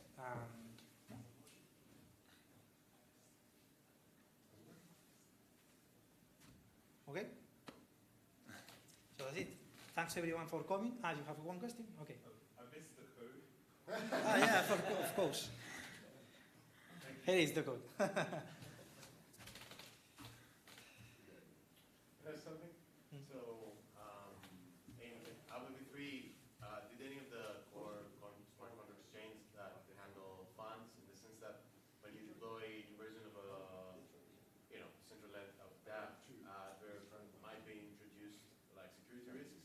So is that the case with this deployment, or was more like an overall refactoring kind of deployment? What do you mean exactly? Could you repeat? Yeah, so I'm wondering if deploying a new version of the protocol introduces security risks that might not have. Yeah, I mean like any other protocol.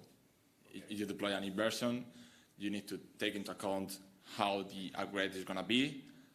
Of course, if you are using some kind of proxy pattern like Aave does, you need to take into account the storage layout and keeping things retrocompatible maybe wherever. So you need to take also things into account in that way.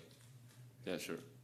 And also version 2 with version 3 are running at the same time, Yeah, now they are running at the same time. There is also some discussions in the forum to upgrade the contracts of the B2 market to B3, and that's going to be a challenge. That's going to be a real challenge because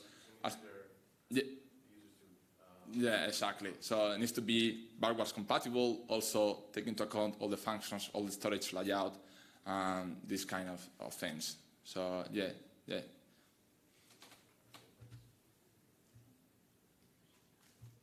Any more questions? Okay. Nice, guys. Thank you so much for coming. Reach us out if you want to talk about Aave or any hackathon idea, or just about Aave v3 or what's going on Aave companies. Thanks for coming. Thank you, everyone.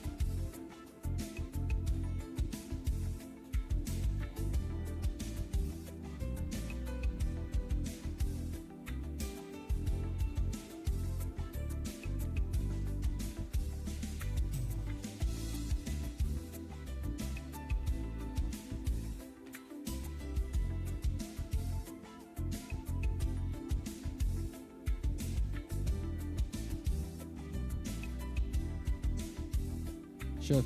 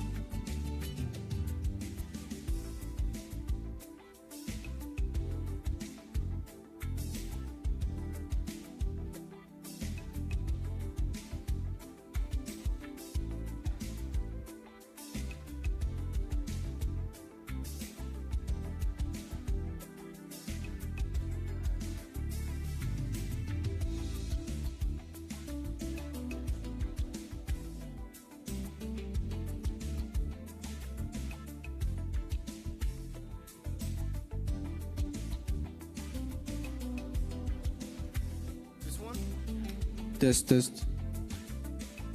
Chef, kan je ietsje lager? Yo, yo, yo, yo, yo, test 1, 2, 3.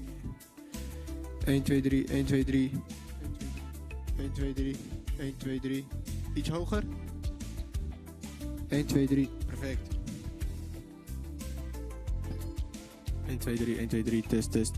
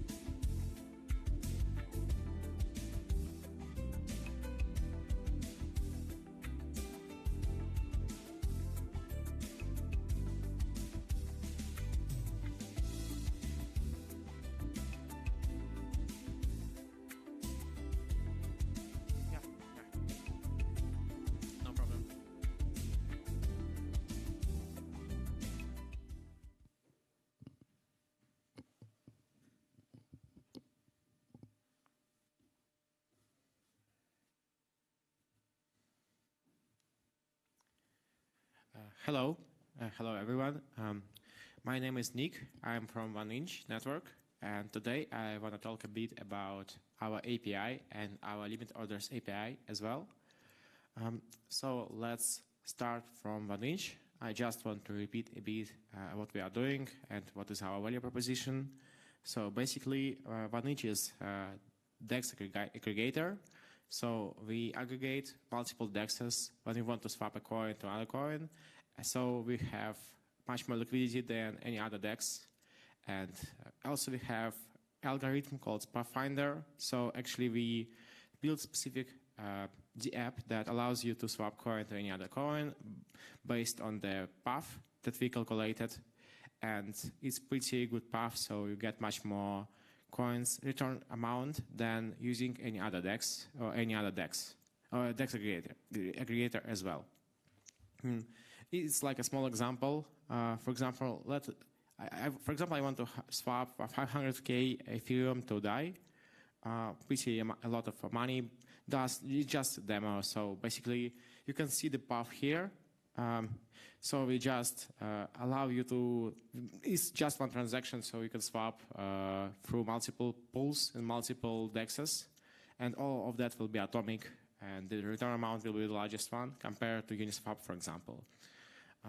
And basically, the awesome thing is that you can access our API that allows you to integrate all the liquidity, our DEX to your app.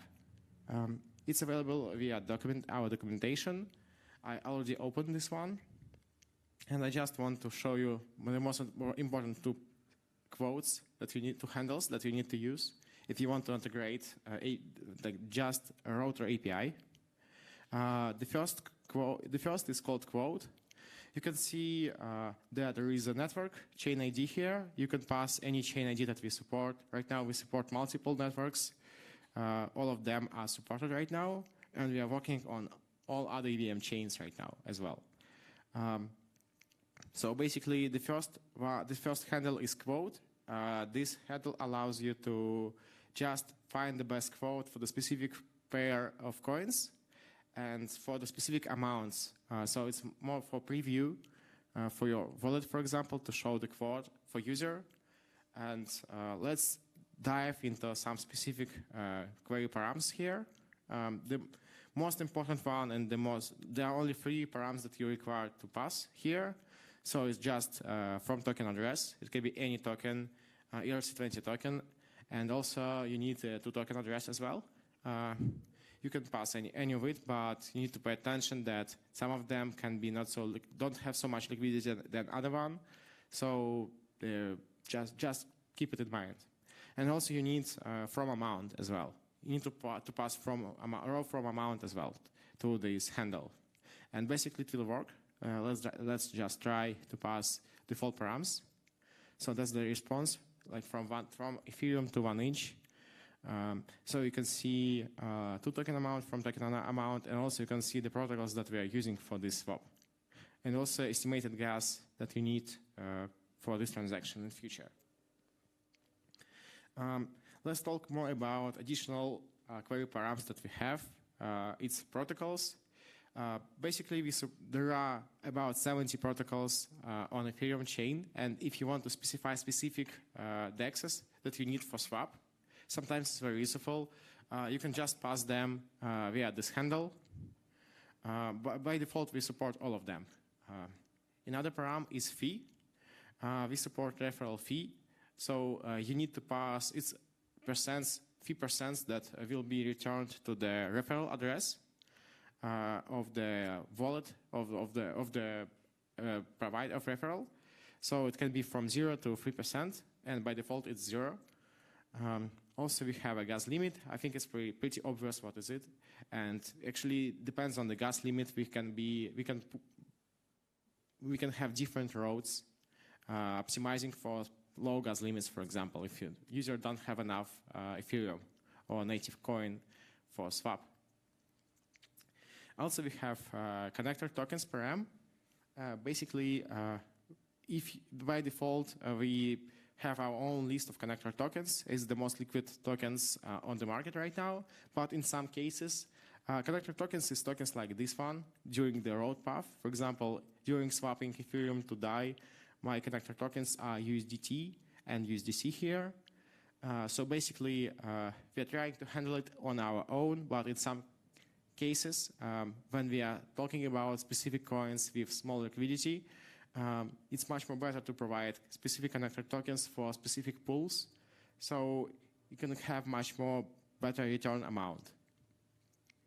The maximum amount of it is 5. And also we have complexity level. Complexity level for the path. Basically, let's talk about example here. Current complexity level here is just 2. So the swap goes through USDC to DAI, and after that it goes to the DAI. So it goes to the DAI, yeah. It can be up to 3. Also, you need to pay attention that depends on the complexity level. The gas will be much more high with the higher complexity level. If you will pass 0, it will be just direct swap through a specific pool. Let's talk about main road parts and the parts, params.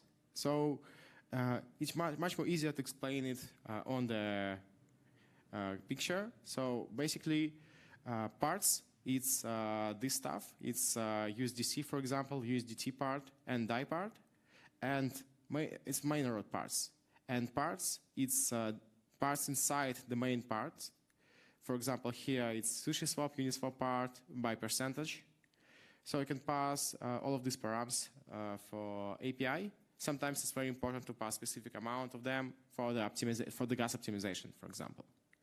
And also gas price is pretty obvious, but if you want to estimate your transaction with another gas price, you can pass it, and we will build road basing on the gas price that you need. But I recommend to use fast. So let's continue with swap. So for example, firstly you show user your return amount for the specific token, and right now you need to implement a swap for this user. Basically, when you will execute swap handle, you will get not only the price, you will get the call data that you need to pass to your transaction for the 1-inch router, and so user can execute it and make a swap. Basically, we have a bit more required parameters here. Let's talk about additional ones that we can see here. The first one is from address. Amount, token address, and from token address are treated the same as for quote. So from address is the address of the user who will be calling the 1-inch contract. Sometimes it can be another contract, and there are additional things that you need to pay attention when you are using another contract for the 1-inch swap. It's also possible, but just pay some additional attention about it. And one of the most important params is slippage. It's also like percentage of amount of the price, how much it can be dropped. It's important to pay attention that on the most liquid coins, you don't need to put very high slippage parameter, but sometimes if you will pass very small slippage parameter as well, transaction can be failed. So sometimes the best it will be like something like 1%. User also can pick this parameter. So basically, it's important to give user an option to change slippage for him, but pay attention how users change it during the swap. Also, we have protocols, which are the same. Also, we have destination receiver. So basically, you can swap coins and get another destination receiver address for swapping. We also have a referrer address. It's very important to pay attention about this. When you are providing fee, it must be the same fee percent as for the quote. If you have a referrer address, you can create this one. You will get additional profit from positive slippage during the swap if user will have positive slippage as well, actually. Also we have one interesting parameter. It's called disable estimate. It's very important to use it when you are trying to build something with another contract on 1-inch, when the router will be called through another contract. Sometimes it's useful to pass disable estimate true. So we will not check that transaction can be executed right now. So you can change it a bit later and run it a bit later if you need it. We also support permit. So if your token, if the token supports EIP 2612, you can use permit signature and pass it here. So it will be instant swap with during one transaction with a loan, with a proof. Also want to talk about allow partial fill parameter. Sometimes during swaps, some of the paths are outdated and the rate can be changed dramatically. But there are some cases when you want to swap with this rate at least some amount that you have. For example, in this case, let it be like 60% of the path will be successful and 30% of this path will be unsuccessful. It will be, the prices will be outdated, but you still want to get until at least 60% with the rate that you have right now. In this case, you can turn allow partial fill to true, and after that, the vanished router will route transaction in that way that the transaction can be filled just partially. So all other queries we already discussed before on other handle. We also have much more information about how to integrate Vanish API to your app. So I definitely recommend you to take a look at our documentation. And also I want to add something about our limit orders. Basically, Vanish supports not only direct swaps, instant direct swaps, but allows you to use limit orders. The main difference here is that limit order is not executed instantly.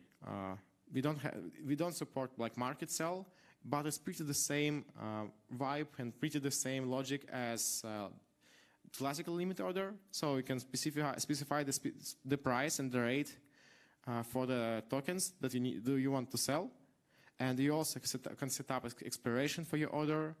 And the most awesome about it is that actually you will not pay for the gas for this transaction. The transaction will be filled automatically, and the market taker will pay for the gas. So for users, it's free, and for market takers, it's actually not free. That's how it works. Also, actually, when you creating an order, you don't pay for gas because we don't send this order structure to the smart contract. It's just stored on the layer, like another layer, another network, and anyone can get this order.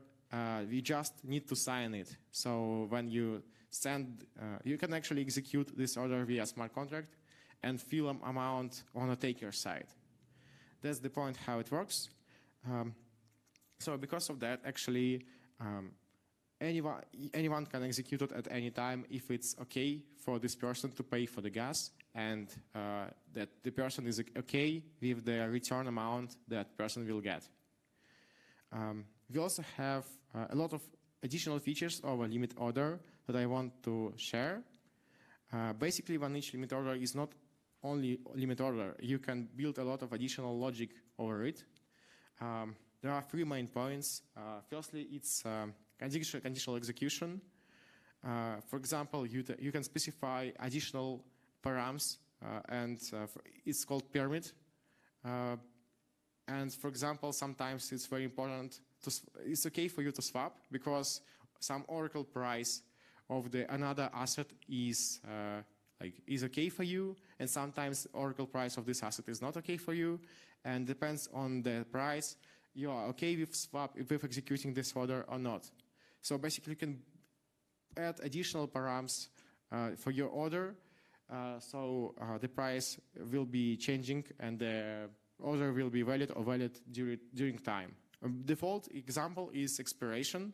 You can pass, you can add expiration for your order, and if you're okay that it will be executed like in 10 years or like in 10 seconds only, you could make it on limit order very fast. Also, we have like arbitrary price discovery. I will tell a bit more about it when I will show you the structure of limit order. And also we have a custom callback during execution. It's a very awesome thing.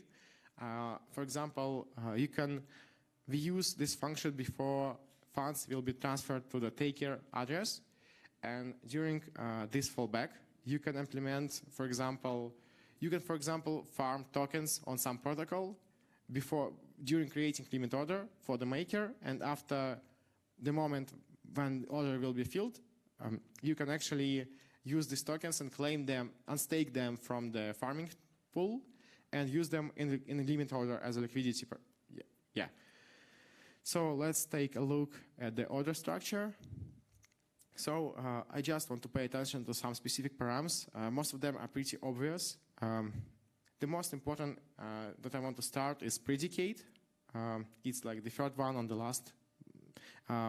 Predicate actually allows you to, it's a structure that allows you to set up some rules for your order. As I already said, for example, expiration time. We also support permit by default on the V2 limit orders. So you can just make gasless, you don't need to approve token for the one each limit order contract by separate transaction if this token supports permits. We also have interaction. Interaction is a function that allows you, you need to pass data here that will be called before transfer from function that will be called during order execution. So let's talk more about order execution. If you want to execute order, you need to actually use fill order function. So basically, most important is signature, and you also need to verify that this order is correct, and it's to estimate it before executing it on the smart contract. Also, I want to talk about predicates right now a bit more. We have basic predicates on one each limit order that you can combine between each other. For example, you can add multiple params using function add. We use by default some of these predicates. For example, we use nonce. One important thing about nonce is that each time user creates a transaction you create a limit order, we use nonce because, for example, if user wants to cancel all limit orders instantly, user can just adjust nonce on his account, on user account, and after that, all limit orders that have nonce less than current nonce will be invalidated. So let's talk more about getMaker and getTaker amount. Basically, getMaker and getTaker amount is functions that give you a rate for swap for the order, and what is awesome that you can actually build your additional functions. This interface, implement this interface on another smart contract, and use these functions to have more adjustable price during your limit order execution. For example, depends how much it will be swapped. You can actually use any formula for it. It's very important. It can be useful for NFT, for example. So actually using our limit orders, you can build NFT market. It's just like small example how this getMaker amount, getTaker amount functions are implemented by default and how they are called. So I also want to add a bit more about how they are called on our smart contract. Basically, it's just arbitrary static call. So it's secured. Let's talk a bit more about maker address. Sometimes you want to use additional smart contract as a maker address. So like a smart contract is a creator of this order, and if you are using smart contract address as a maker address, you need to implement additional function. It's called isValidSignature, and this function is called before on the check when we fill order. there are two parameters here. It's limit order hash, and also a field called signature. But basically, it can be any data that you need to validate this order on the smart contract side. So just don't think about this as signature. Only signature. It can be any data. And let's talk about interaction. It's final function that's called before transfer from during limit order execution, and that's how actually you can implement this function. So you just need to implement function called notify fill order, and with these parameters that you can see here, it's a message sender, basic parameters actually, message sender, maker asset, taker asset, making and taking amount, and also interaction data. And actually interaction data can be any data, so you need just to parse this data on your own contract and specify like the length of this data. So it can be any data that you need for your logic. You can know a bit more about limit orders as well. We have a good documentation, and we also, all this stuff is open sourced. It's open on the GitHub, so we are happy to answer all your questions, and I hope that you get a bit more information about our API and limit order. Thank you.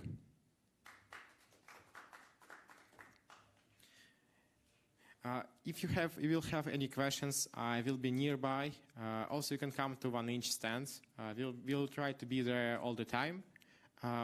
You can also contact us on the Telegram or ask for ETHAmsterdam Global team if you have any questions as well.